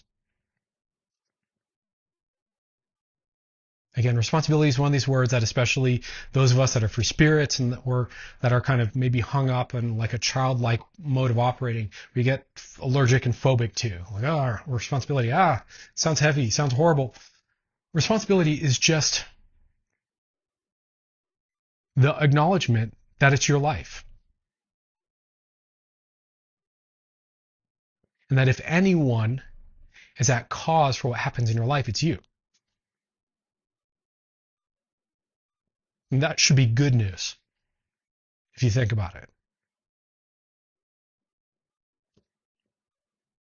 So consider, if you're not responsible for your life, then who is? I mean, I guess technically, if you want to misinterpret that, we could look at who caused your life. You didn't cause your own life, right? Would happen to be parents getting together and having relations. Sure, I get that. So if you're like an antinatalist who resents being alive, okay, fair enough. Point there. But in terms of your life being in play, right? If you're not responsible for it, then who is? If you're not responsible for what happens in your life, how your life feels, then who is? And people, again, really struggle with this. And if you need to pause the video and be mad at me or be mad at the idea or like struggle with that, do so. But I would encourage you to consider that the sooner you move into embracing this, the better it gets. So the challenge here is, can you embrace acknowledging that you're responsible for your life and that you have accountability that comes with your agency. It's actually a very beautiful thing. And let's be honest, at one level, we could kind of say that accountability and responsibility are, and owning those are what defines adulthood. That from a childlike mode of operating, children are in a more reactive mode where they do not feel responsible for their lives because to some degree they're not. They're subject to whatever their caregivers decide. And also as children, they do feel like they have agency often, right? But they're not willing to be accountable yet, usually, because their brains haven't developed enough to see that, to make that connection between cause and effect. So a lot of children do not feel accountable, even though they do feel some degree of agency, right? So what it means to move into adulthood in a lot of ways is to be responsible and accountable. And if you're like many people out there who is struggling with feeling like an adult child or child in an adult's body or, regressed in some way, this might be an important piece of the puzzle for you. It might be hard, maybe difficult, but let me see if I can add a little more here that makes this make more sense for you. At a deeper level, again, going back to possibility consciousness, at a deeper level, these are your capacity to create. Your ability to create the life that you want, to create the outcomes you want, to experience the things you want to experience, hinges on your ability to be accountable, that is, to acknowledge your agency, and to be responsible, that is, to be in ownership of the results. These are your ability to create. This is what it means to be a creator. Let's just use an artist as an example. A painter or a sculptor, let's say. The painter or the sculptor clearly has agency to start painting, for example, to put paint on the canvas. And as they do that, they are accountable for where the paint goes and what color paint, what type of paint, the shape of the paint and how that starts to render their vision. They're accountable for that. And as they start to go through this process of painting the painting, they're responsible for how it comes out. If at the end of the process they're not pleased with the painting, that's on them. It's not like, aliens made me do it, or this whatever, some other reason why. They're responsible for the way that the end product looks. And if it doesn't look the way they want it to look as a creative, and this is the creative process, then you adjust it, you tweak it, you reiterate it, you try again. Maybe you throw that painting out and you try a new one altogether. These are all different ways that artists navigate this process, iterating, trying, doing, honing until it's just right. That is what it means to be a creator. And the same thing's true in your life. Okay? In your life, you create by being accountable and responsible. Now, you can make that a heavy charged thing with a lot of shame and judgment. Excuse me. A lot of shame and judgment and charged stuff around that, blame and all that. But that doesn't have to be a part of accountability or responsibility. You don't have to make it hard and heavy. You can be accountable. You can be responsible. And just make that what it is. Make that a comfortable process for you. Okay? But you are accountable and responsible, let's be clear, for the outcomes you experience. for your word. Let's talk about that for a moment. For your word. You're responsible for your word. What do I mean by your word? I mean what you say and what you tell other people you think, you want, you will do, what they can expect from you. You are accountable and responsible for whether or not that gets met. A huge place where you have power, where you can win trust, where you can demonstrate competence, where you can really make stuff happen is with your word. The people who say, hey, I believe in this and I want this and I think this, but then they don't take action on that, they're flaky about that, they never follow through, they're not accountable, they're not responsible for it, those people quickly burn trust. And then it makes it harder to achieve anything because it's all on you. So the more you can have integrity, alignment, honesty, truthfulness, clarity, responsibility for your word, the more influence you can have, the more trust you can build. And therefore, kind of the bigger projects you can do, the more you can achieve, the more it becomes possible. Because let's face it, no human being is an island. Relationships matter in terms of creating what we want in life. So you are responsible and accountable for your work. And whether you want to accept that or not, or whether you're comfortable with that or not, that's fair. Others see it that way. You will be treated accordingly. Similarly, you are responsible and accountable for your incongruence. What do I mean by being incongruent? If you feel no inside, but you tell people yes, that's incongruent. If you, tell someone you're absolutely like ready to go to like do a project for them, but you're not at all prepared, that's incongruence.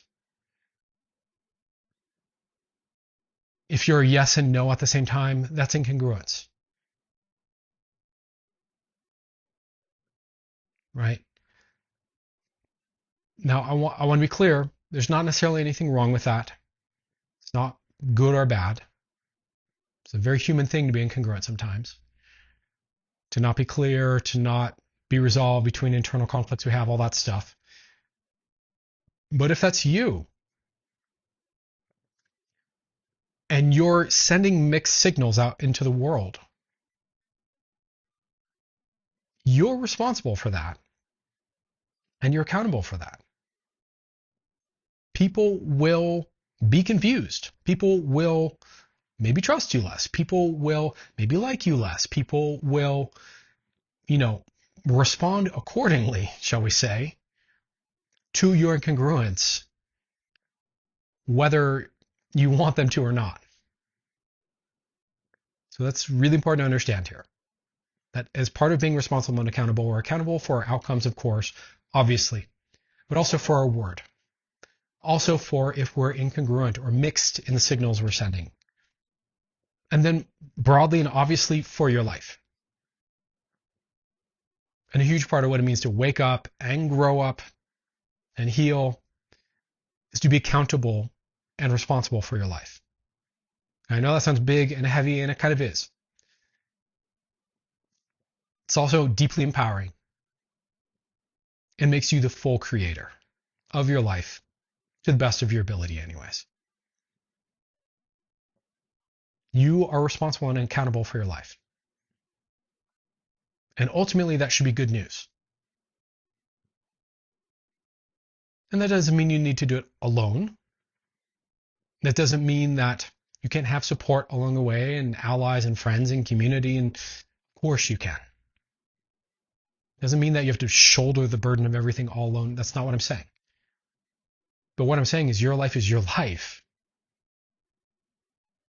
And therefore, you are responsible for it, maintaining it, protecting it, shaping it, guiding it, living it. and you're accountable for the choices you make with it. If to no one else, then to yourself. So I hope that makes sense. We're going to move on to the next one here, but sit with that. I know accountability and responsibility are not the most attractive ideas, but they are key parts of success and achievement and personal growth. They're really things to embrace. And again, for me, what makes it work the most is to recognize that that is your capacity to create. That your ability as a creator of your own life lies in your ability to be responsible and accountable. Okay, so let's move on to the next one.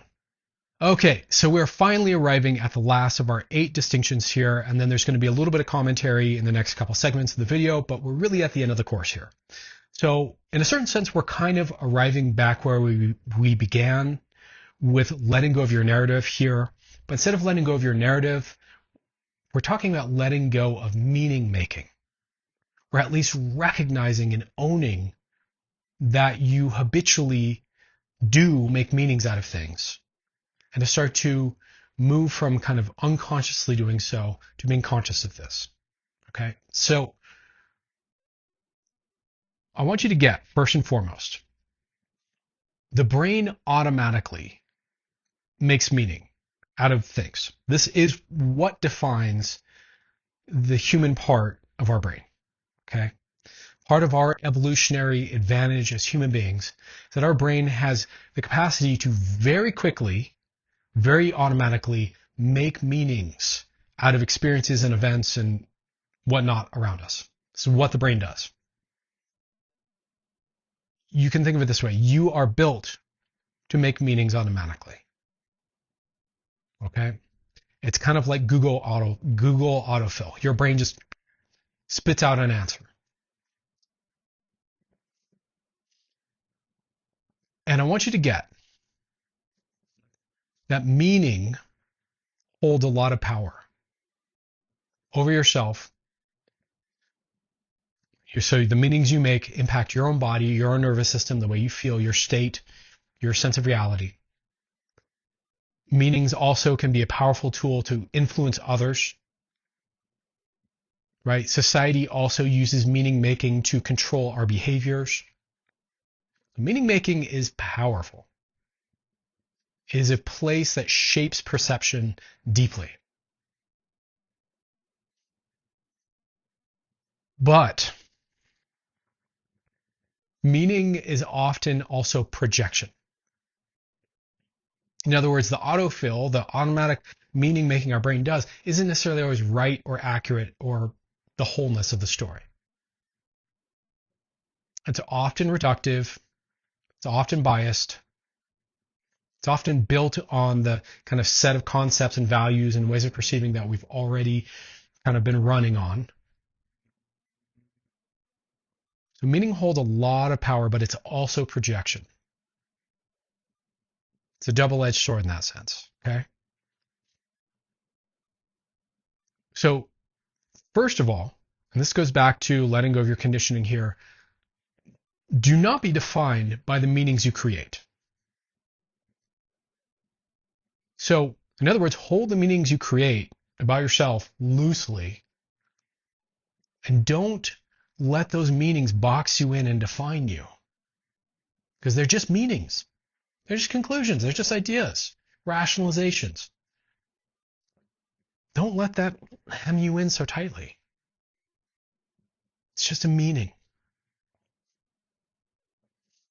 I mean, fun little game here. Ask yourself, think about anything, and then what does that mean? And figure out let your brain autofill the answer, and then ask, what does that mean? And ask, what does that mean? And go down a trail, a chain of, what does that mean? And you're going to end off in some weird little, like, far extreme answer. Because this is what the brain does. How much do we want to value that meaning?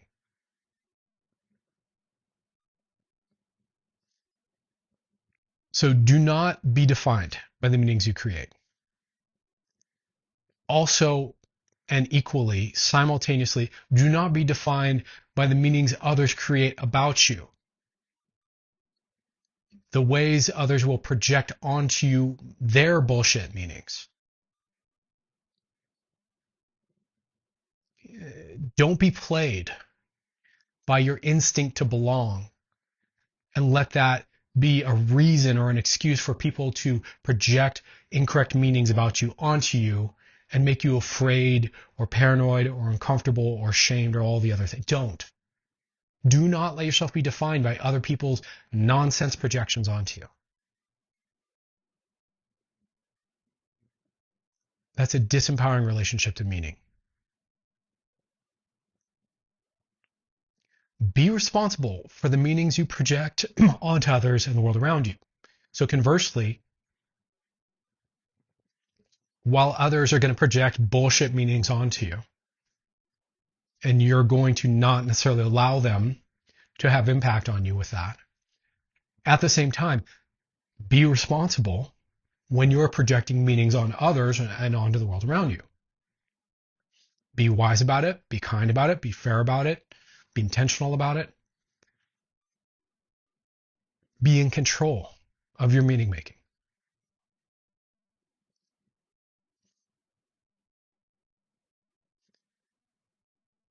And also recognize that meanings and conclusions are almost always partial. They're not holistic. And because they're partial and built upon certain sets of ideas and perspectives and value systems, they're inherently biased. They're not whole. So meanings are little fragments of partial truths or distortions or conclusions, right? They're not robust truth.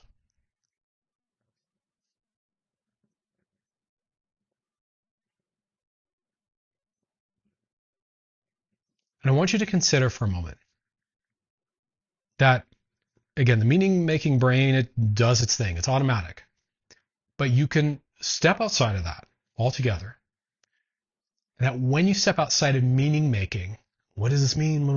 Trying to categorize and figure out and sort, and put that shit away. What you get is presence. That to be truly present in the moment is to be let go of the process of meaning making and fully just in the moment, letting the data be present as it is. Okay?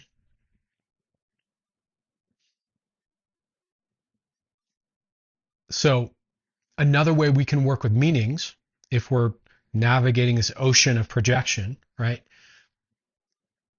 is to do, and this is a principle from Secure Relating that I'm kind of importing here, yes and.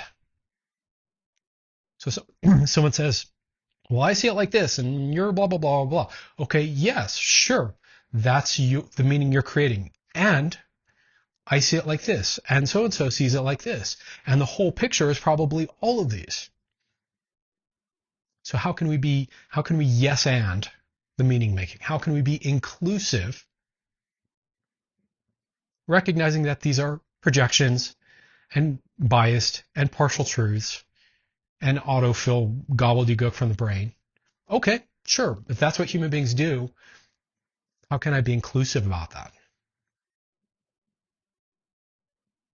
Instead of creating conflict and competition and argument and jockeying for certain perceptions to win, instead of that whole bullshit game, right? How can we be inclusive? You don't have to agree to include. You just have to include.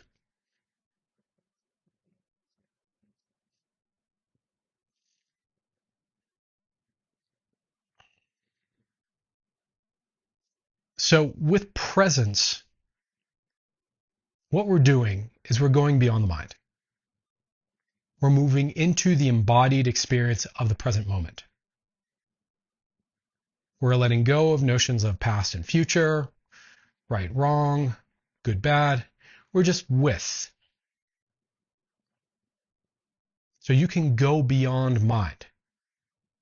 You don't have to be stuck in constantly sorting what everything means for the rest of your life and the kind of anxious feeling that conjures.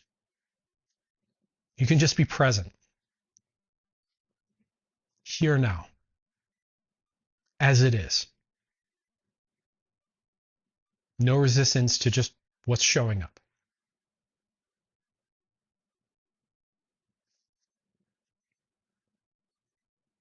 And truthfully,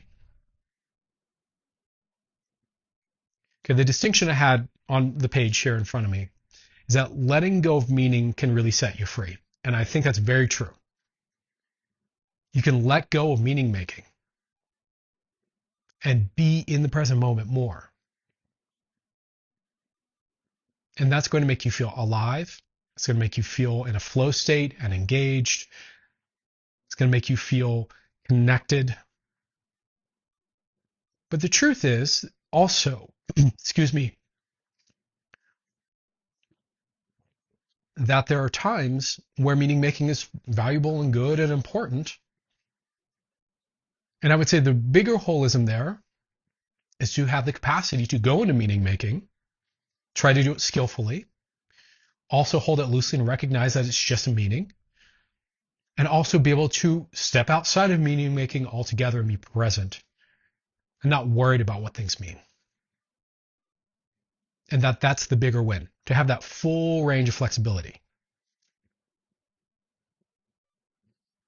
Personally, just a little bit of a personal share here, the more I live in presence, the more fulfilled I am. Meaning making is a slippery, complex, never-ending thing. It has its place, useful, valid even, but I don't know if I call it fulfilling. Not in the same way that presence is. So why choose? Have both. The important thing to get about meaning making, and the reason we're ending here, is if you're building goals and taking action and you are creating your life and you're stepping outside your narrative and you are letting go of what's inauthentic in you, right? You can still be manipulated and controlled and driven by and made anxious by and made angry by and all that by the meanings that you've constructed in your head. And so in a certain sense, you're still not in control. You're still not in the driver's seat. You're still not a creator. You're still not free if you're being played by your own meaning-making mechanism. So the reason I'm bringing this up at the end here is because it's really the getting outside of meaning that really liberates you to really create. Now there's a paradox here, right? Because, wait, does my goal even matter to me anymore if it doesn't mean anything? If I made $1 million and that was my goal, to make $1 million, and then I made $1 million and then it's empty of meaning, well, is it rewarding? Why did I do it? And that kind of Zen paradox, that is where life is really life, where it's really alive, where you're really free. There could be a lot of reasons you made $1 million, including just simply that you want to make $1 million. But there's no meaning behind it. It doesn't have to mean anything about you.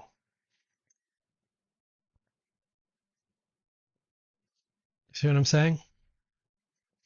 If you get hung up on what that means about you, you're still in a loop of insecurity and anxiety and what do other people think, and do I need to earn more? And it's endless. So if you want real choice and real power, and real freedom and real well-being, you have to reconcile and become self-aware of this capacity for meaning making and the inherent emptiness, the inherent bullshittiness of meanings. Because that's where a lot of your power lies, is not buying into the meanings that you make or that other people make. So let's wrap the course here. I think that's a pretty powerful place to end. So hopefully this has all landed really well for you and opened things up for you and really been kind of a nice supplement to your path. Hopefully there are ideas here that perhaps you needed to hear, or they were iterated perhaps in a way that finally made them make sense. Hopefully I've done my job and there's something valuable here for you is what I'm saying. But again, I'm trying to be true to classic personal development work, to the way that these courses are run, the kinds of things they're going to show you in terms of having the power to create the life you want to create. Okay. But having gone through this whole thing, I have some commentary here. So in the next section, we're going to talk about what are some of the critiques of some of these points of view. What are some of the kind of like counterpoints to this? I want to give you that too, so that while you can try on these lenses as useful and you can use them to grow and create the life you want to create, I don't want to gaslight you. I don't want to make you, feel crappy about certain things if you don't agree or something rubs you the wrong way. Or let's look at what some of the critiques of these ideas are. And then after that, we're going to go over some of the psychedelic applications here, because I think that's really important. And again, given the topic of my channel and kind of my expertise, this really makes it come alive.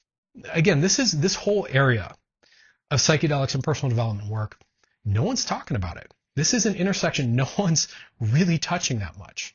When you have kind of woo-woo coaches who are basically either talking about attachment theory, which I do, or they're talking about law of attraction, or they're talking about, that's not this kind of personal development work.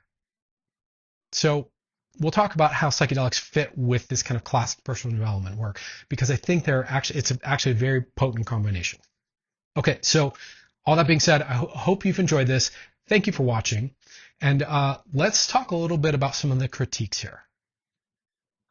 Okay, so that was a lot.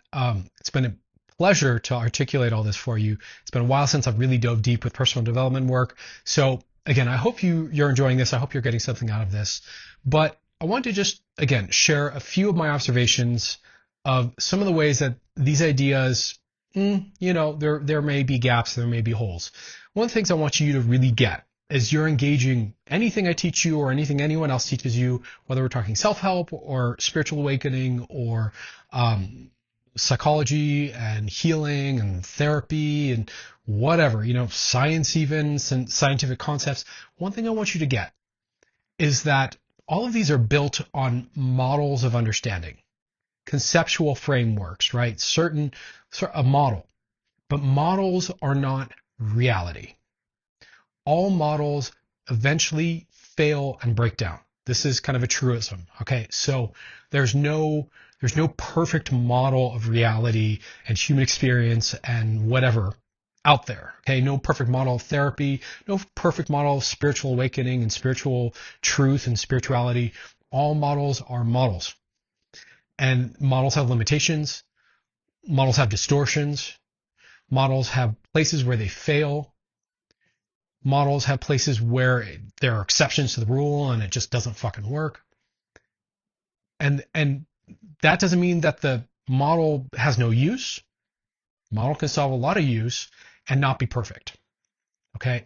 So I want to encourage you to be mature as someone exploring personal development work and recognize that all models fail and that models break down, and that, that's part of what we're talking about here when we're talking critiques. Okay. So it doesn't invalidate everything I just said to you. Excuse me. My voice is going to be really happy when I'm done talking this much for this long. Okay, so with that being said, let's dive into some of the limitations here, okay? So one of the big ones that I noticed as someone who's now gone deep into understanding therapy and self-regulation and trauma work and all of this is that if you're someone who has trauma and you keep running into these chronic patterns of dysregulation, which are signature of trauma, right? If you easily get overwhelmed, if you easily get triggered, if you easily get confused, if you start to work on things and you bump into a trigger over and over and over, you're going to have a really hard time putting into action and effect the things that I've just shared with you as these concepts. Now, in the personal development world, like when I was going to seminars, they would say, that's no excuse. Don't let that stop you. Try this out. Apply this lens. Apply this distinction. Let the rubber meet the road and fucking try it before you give up. Which is a fair counterpoint to the critique here. But honestly, if we're being truthful here, I think all of this really is predicated on having a fairly well-regulated nervous system. If you don't have that, that's kind of your first order of business. Okay, so for me, this is why I've kind of pivoted away from personal development work overtly and more into, really helping people understand how to self-regulate and what that is and why that's so important. Because when you have that foundation in place of feeling comfortable and centered and calm and balanced in your body and nervous system, then taking action, then getting outside your narrative, et cetera, works and makes a lot more sense. Okay, so if you're someone who has a lot of trauma, that can kind of trip you up, so to speak, from really effectively continuing to apply this stuff. Okay, so I think that's a valid critique of this stuff. So all of this stuff is predicated on a certain condition of your nervous system, a certain level of functionality for you. But if you don't have that, this shit's really hard. Okay. Second piece, I would say. Excuse me. Possibility consciousness does not account for what is not possible. And I would say that that's both a strength and a weakness, right? So what do I mean by this? So when we're talking possibility consciousness and really seeing that, there's so much more available in your life than you thought, and you really could create your life in a whole other way. When you're in that space, right, in the hardcore personal development world, they'd be like, no, that's reality. Like infinite possibilities. What do you want to do, kid? Right? That's their stance. And they'll be super aggressively firm in that stance. I think the reality is that some things simply are not possible. Sometimes. That people do have limitations.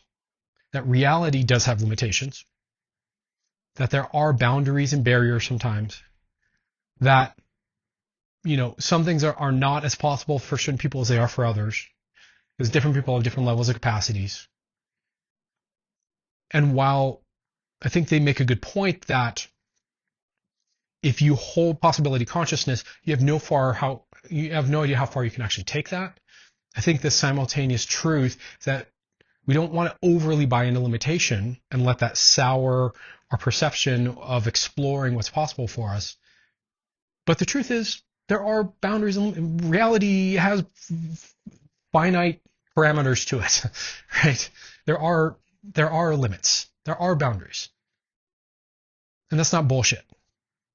And it's a little weird of the personal development world to kind of poo-poo that. Now, from my point of view, what I said at the end there, that's both a strength and a weakness.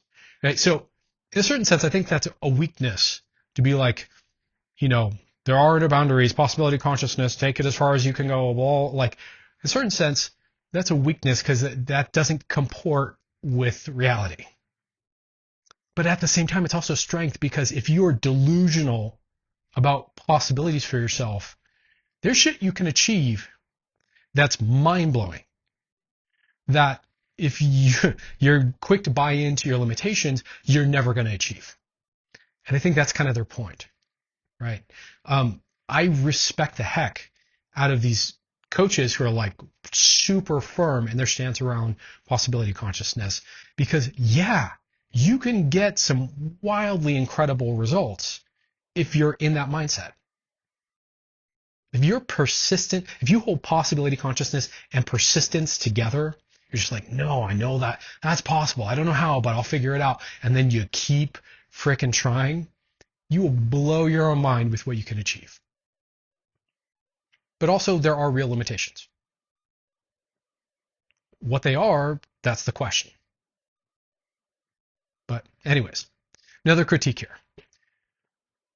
Many of these ideas come from a rationalist stage orange paradigm. We're talking spiral dynamics here. And discount other worldviews. right? So all the points that I just conveyed to you really exist inside a mode of operating, a paradigm of seeing and thinking that is in spiral dynamics what we would call stage orange, which is the rationalist stage. So this is kind of like materialism, scientific empiricism, rationalism, logic. Is very cerebral, very material, very agency based. Now, that is one way that human beings can operate, and that is a stage of our development, and that is it carries a lot of gifts with it. Let's be honest. Like, think of all the technology, the fact that I'm talking to you on a camera right now, sharing this on the internet, via YouTube, all of that's possible because of stage orange. So stage orange has so much value. But it's also just one paradigm and one way of understanding human beings and reality and the human experience. It is not the whole truth. Again, it's a model. It breaks down. So I think it's a fair critique to say that in other stages, some of these truisms don't work as well. If you're in stage blue, for example, in spiral dynamics, which is traditionalism, some of these stances don't quite work. And especially if you're in a very traditional society. Or if you're in stage green, right? And you're in this kind of collectivist, utopian, kind of hippie, activist kind of model of the world. Again, some of these don't quite fit with that worldview. Now, they could be empowerments for people in that worldview, because sometimes the empowering thing is to try on a point of view that's outside your paradigm of reality. But I think it's also a fair critique to say, yeah, all of that makes good sense inside of stage orange. It doesn't necessarily make good sense inside of other stages. And so, again, valid critique. This is not the whole truth. It's just one angle on the truth. Okay, another critique here. These ideas are very much grounded in human experience, human perception, human psychology, materialism, physical reality, and they lack real integration or exploration of the spiritual. This is why I think a lot of modern personal development work has, or at least one brand of it, has led into the spiritual. Right? Is because this old school personal development stuff doesn't really account for transpersonal experiences, non-duality, wholeness, oneness, intuition, psychic experiences, et cetera, et cetera. Things that exist beyond the rationalist paradigm in terms of spirituality. So this worldview, true though it may not be like grounded in the wholeness of the human experience. Again, I think that's a valid critique. And the last one here, which I kind of led with here, so I'm kind of reiterating myself, is that these ideas can be confused for the truth, especially if you go to some of these seminars where these coaches are just boom, they're committed to these perspectives, right? Some of the seminars I've gone to, the coaches are just like, this is what's up, this is how it is, and they're so firm. They kind of need to be, because people will squirm and push back, and I could make comments about that, but it's a map. And when some of these coaches are really holding this space, they don't convey that to you. Like, oh, this is just a map, just hold it loosely. They can be overly kind of rigid and dogmatic and serious about it. And that's not an accurate rendering or even a useful rendering of these concepts. So another critique here is that this is just a map. And, treat it accordingly. Does the map get you where you want to go? Is it high fidelity enough that it's useful? Fair question. That is not the same thing as the truth. Right? Looking at a map and standing in the same location they're looking at on the map in 3D reality, whole different thing. Right? Same thing here. when we're looking at these, useful. Are they a 3D rendering, though, of the territory of being alive and creating the life that you want? So those are some of the critiques of these ideas, okay? In the next section, I want to share with you kind of the psychedelic angle on these ideas, since that's part of why we're here on this channel. Then from there, we'll wrap it up, okay? So if you watched with me this far, thank you. I hope you're getting value out of this. And let's kind of look at this through a psychedelic lens for a moment. Okay, last but not least, what's my particular opinions and perspective when we bring this into kind of the more psychedelic context here, okay? So for me, just to give you a little personal history here, as I was growing from just being like a serious spiritual seeker and psychonaut, doing a lot of psychedelics and a lot of meditation and prayer and rituals and mystical experiences and all that. And I was realizing that as beautiful as that was, it was not helping me grow into the adult I wanted to be or to have the life I want to have or achieve the things I want to achieve. I started to move towards this kind of personal development work because this is really what I saw was available at the time. Okay, so for me, there's a real interesting importing of this whole psychedelic spiritual thing into this personal development thing, kind of like seeing how those fit together for me. Okay, so let me share some of my thoughts here. So broad strokes here, I think that the stuff that I've just shared with you in this video becomes extra fertile and extra useful if you start to explore it on psychedelics. Okay, so I could, quite frankly, see a person spending years exploring the 8 major points that I laid out here on psychedelics and getting their mind blown wide open and really activating themselves and really transforming themselves through exploring and really seeing the reality of these concepts in the psychedelic headspace. So the first thing I would say here is all of these are really fertile concepts to take psychedelics and contemplate and think through and play with and explore and see what that creates for you. Okay? So, for example, and if I can be frank here, I think a lot of these types of realizations very much fit with the kind of epiphanies I would have in psychedelics.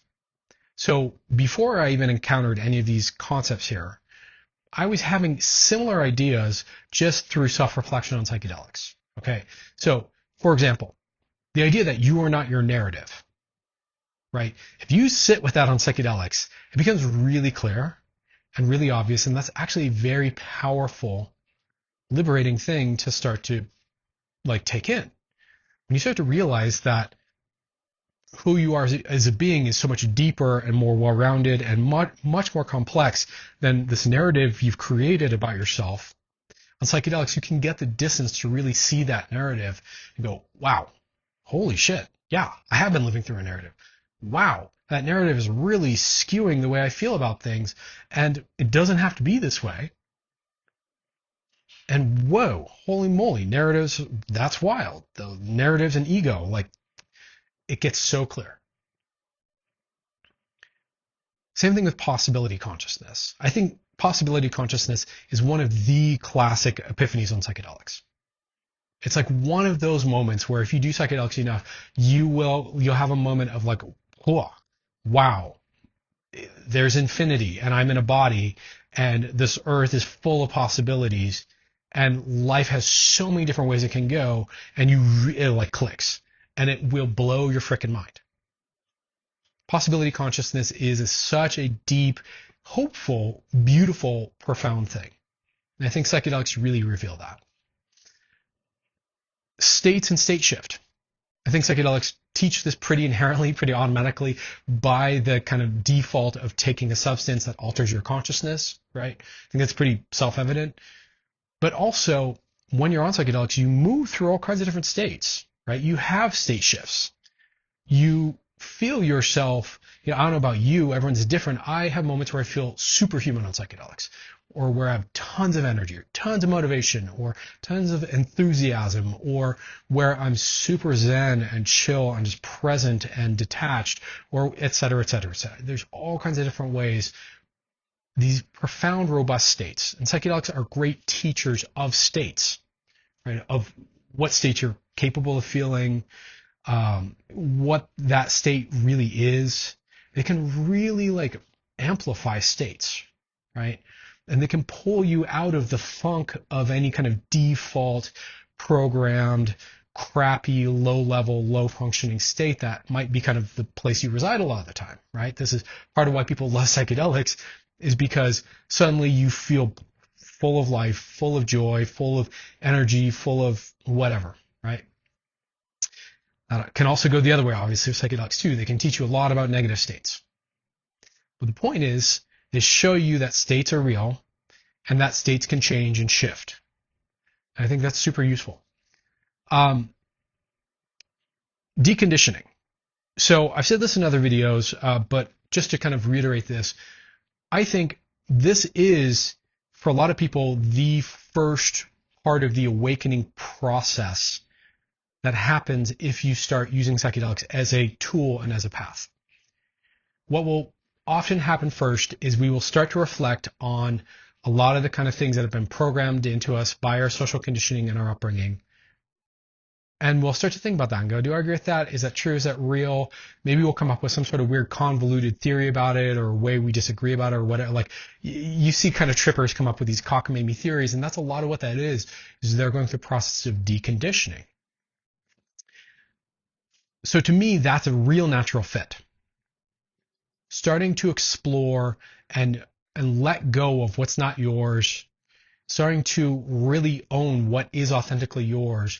This is one of the ways that psychedelics can really help you hone yourself and focus yourself and become truly who you are, and therefore have a solid baseline to thrive from. So I think that's also a giant fit, like so real, so right on, right? And the fact that this is something that personal development work got to outside of psychedelic work, mostly as far as I know, and that it's equally useful in sober context, kind of points to the validity of some of these epiphanies on psychedelics, that they're not just weird tripper brain stuff, but that there's actually real practical clarity here. Values, right? This is where psychedelics get profound and beautiful. When you start to move from, oh wow, meaning slipperiness of the mind, and you get into like, wow, what's real for me? What's in my heart? What's my truth? What do I really believe in? And you start to like connect to that on psychedelics. That's a life-changing moment. That is a moment where you come alive on the inside. And psychedelics can really, really, really help you lean in and go deep and really look at yourself and really clarify what your values are. They can also deliver new experiences that can help you go, wow, I didn't realize I valued that, but I really value that. Right? So that's another way that psychedelics and values work really fit together. I think of values in the psychedelic context as opening your heart, connecting to your heart, really feeling into your heart center and acknowledging what's really there, welcoming that, working with that. And I think that that's such a key piece of awakening and healing and empower yourself and, again, creating the life you want to create. So I think psychedelics are a huge fit there. Action taking. This might be the one, I think, for a lot of folks. I see folks go kind of one of two ways with action taking psychedelics. There's a certain subset of people who they get all loose and freed up on psychedelics, but they're extroverted still. They are not in their head. They're not eyes closed with eye shades, tripping out to music. They are running around like a monkey, right? See this a lot, especially in, say, the festival setting or outdoor recreational experiences. There's a certain subset of people who deconditioned enough with the psychedelics, and then they're taking action. And it's interesting. Some of those people can end up kind of behaving slightly sociopathically because they end up not having an awareness of boundaries or limitations or social convention, or not caring, and they end up taking inappropriate action or too much action, or action at the wrong moment or in the wrong way. I've seen people make real asses of themselves in public doing this kind of thing. But also the other side of the coin is true, that sometimes when you're taking action and you're in this deconditioned, egoless state and you're just doing, you can get a feel for what it's like to just do effortlessly. And you can really get a feel also for learning new things. So, for example, I've learned some very physical, somatic, mechanical things through taking action on psychedelics. So some examples of my own life: learning how to dance. That was a huge one for me. I was very shy about dancing in my body and very uncomfortable with that, and very socially conditioned to be the guy who's awkward about his own physicality. When I had a breakthrough around that, it was huge. Another big one is I learned a lot about playing guitar, believe it or not, practicing guitar and psychedelics. So it really got the muscle memory working at a different way, right? Other great examples, I've seen people, learning yoga way more deeply on psychedelics. Or, people, having breakthroughs in terms of socializing and going up to strangers and making conversations on psychedelics. So sometimes taking action with a psychedelic to kind of loosen up your ego structure enough for you to try something truly new and let your body wire up a new learning can be revelatory and very empowering. Okay. So I've seen it kind of go that way, or I often see people really struggle with action taking on psychedelics. This was me for a long time too, where psychedelics can be so heady and conceptual and emotional and internal and spiritual and all that, that you end up taking less action because you're so consumed by the seeing and the learning and the feeling and the thinking that it pulls you away from action. So that particular piece, I would say, it's kind of a draw. I wouldn't say psychedelics necessarily help. They could even work against taking action a little bit, but ultimately that's going to be up to you and your biases and working through those biases. And then meaning making and letting go of meaning making, again, I think this is one of the things psychedelics naturally show you, is the inherent emptiness of your own meaning making and thought process and rationalizing, how nonsense a lot of that is, and that you don't have to hold so tightly to meaning. That you can be present, that you can trust your body, that you can be safe and whole and complete, and be curious about meanings rather than rigidly attach to them or buy into them completely. I think psychedelics can really show you the bullshittiness of a lot of thought and a lot of thinking and a lot of mind-based stuff. And again, so they can be great teachers when it comes to recognizing the limitations of meaning making, and also inversely, as I was saying in the meaning making module, talking a lot about presence and letting go of meaning making and becoming just fully present. Psychedelics can show you a lot about that too. So they can show you a lot about letting go of meaning making altogether and what it feels like to really feel present to the moment. I think this is one of the major gifts and one of the major revelations of psychedelics. In general, I think, as you're probably gathering from what I'm saying here, psychedelics and a lot of these ideas here are a really good fit, actually. And you can really deepen your understanding of everything I've shown you here through exploring it on psychedelics. And these are highly compatible paths in a lot of ways. Again, you have to be careful, especially the action taking part. But these fit really well together. And I think psychedelics really do kind of cause a lot of really getting it around this stuff. Last thing I'll say here, and then we'll wrap the video, wrap the course. And again, I hope this has been really valuable to you. If so, do me a favor and comment, like, sub, whatever you want to do. Help me grow my visibility. Share this with someone, etc. The last thing I'd say, though, is that, again, I'm going to wrap with the thing I started with here.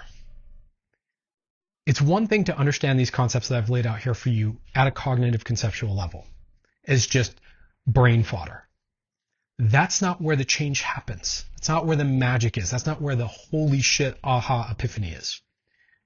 The epiphany is in the embodiment of these principles, the truly trying these on. Again, the not thinking about these through the lens of is this true or not, but the truly playing with these, the true embodiment of these, the true direct experience of these. And if you try that out, psychedelics or not, you will learn. You'll actually learn. You'll actually have breakthroughs. You'll actually have aha moments. So I'm going to leave it there. Again, this is a long video. Thank you for watching it if you've watched it. And I hope you get some real value out of this. And I'll see you guys at some point in the future with another video. Take care.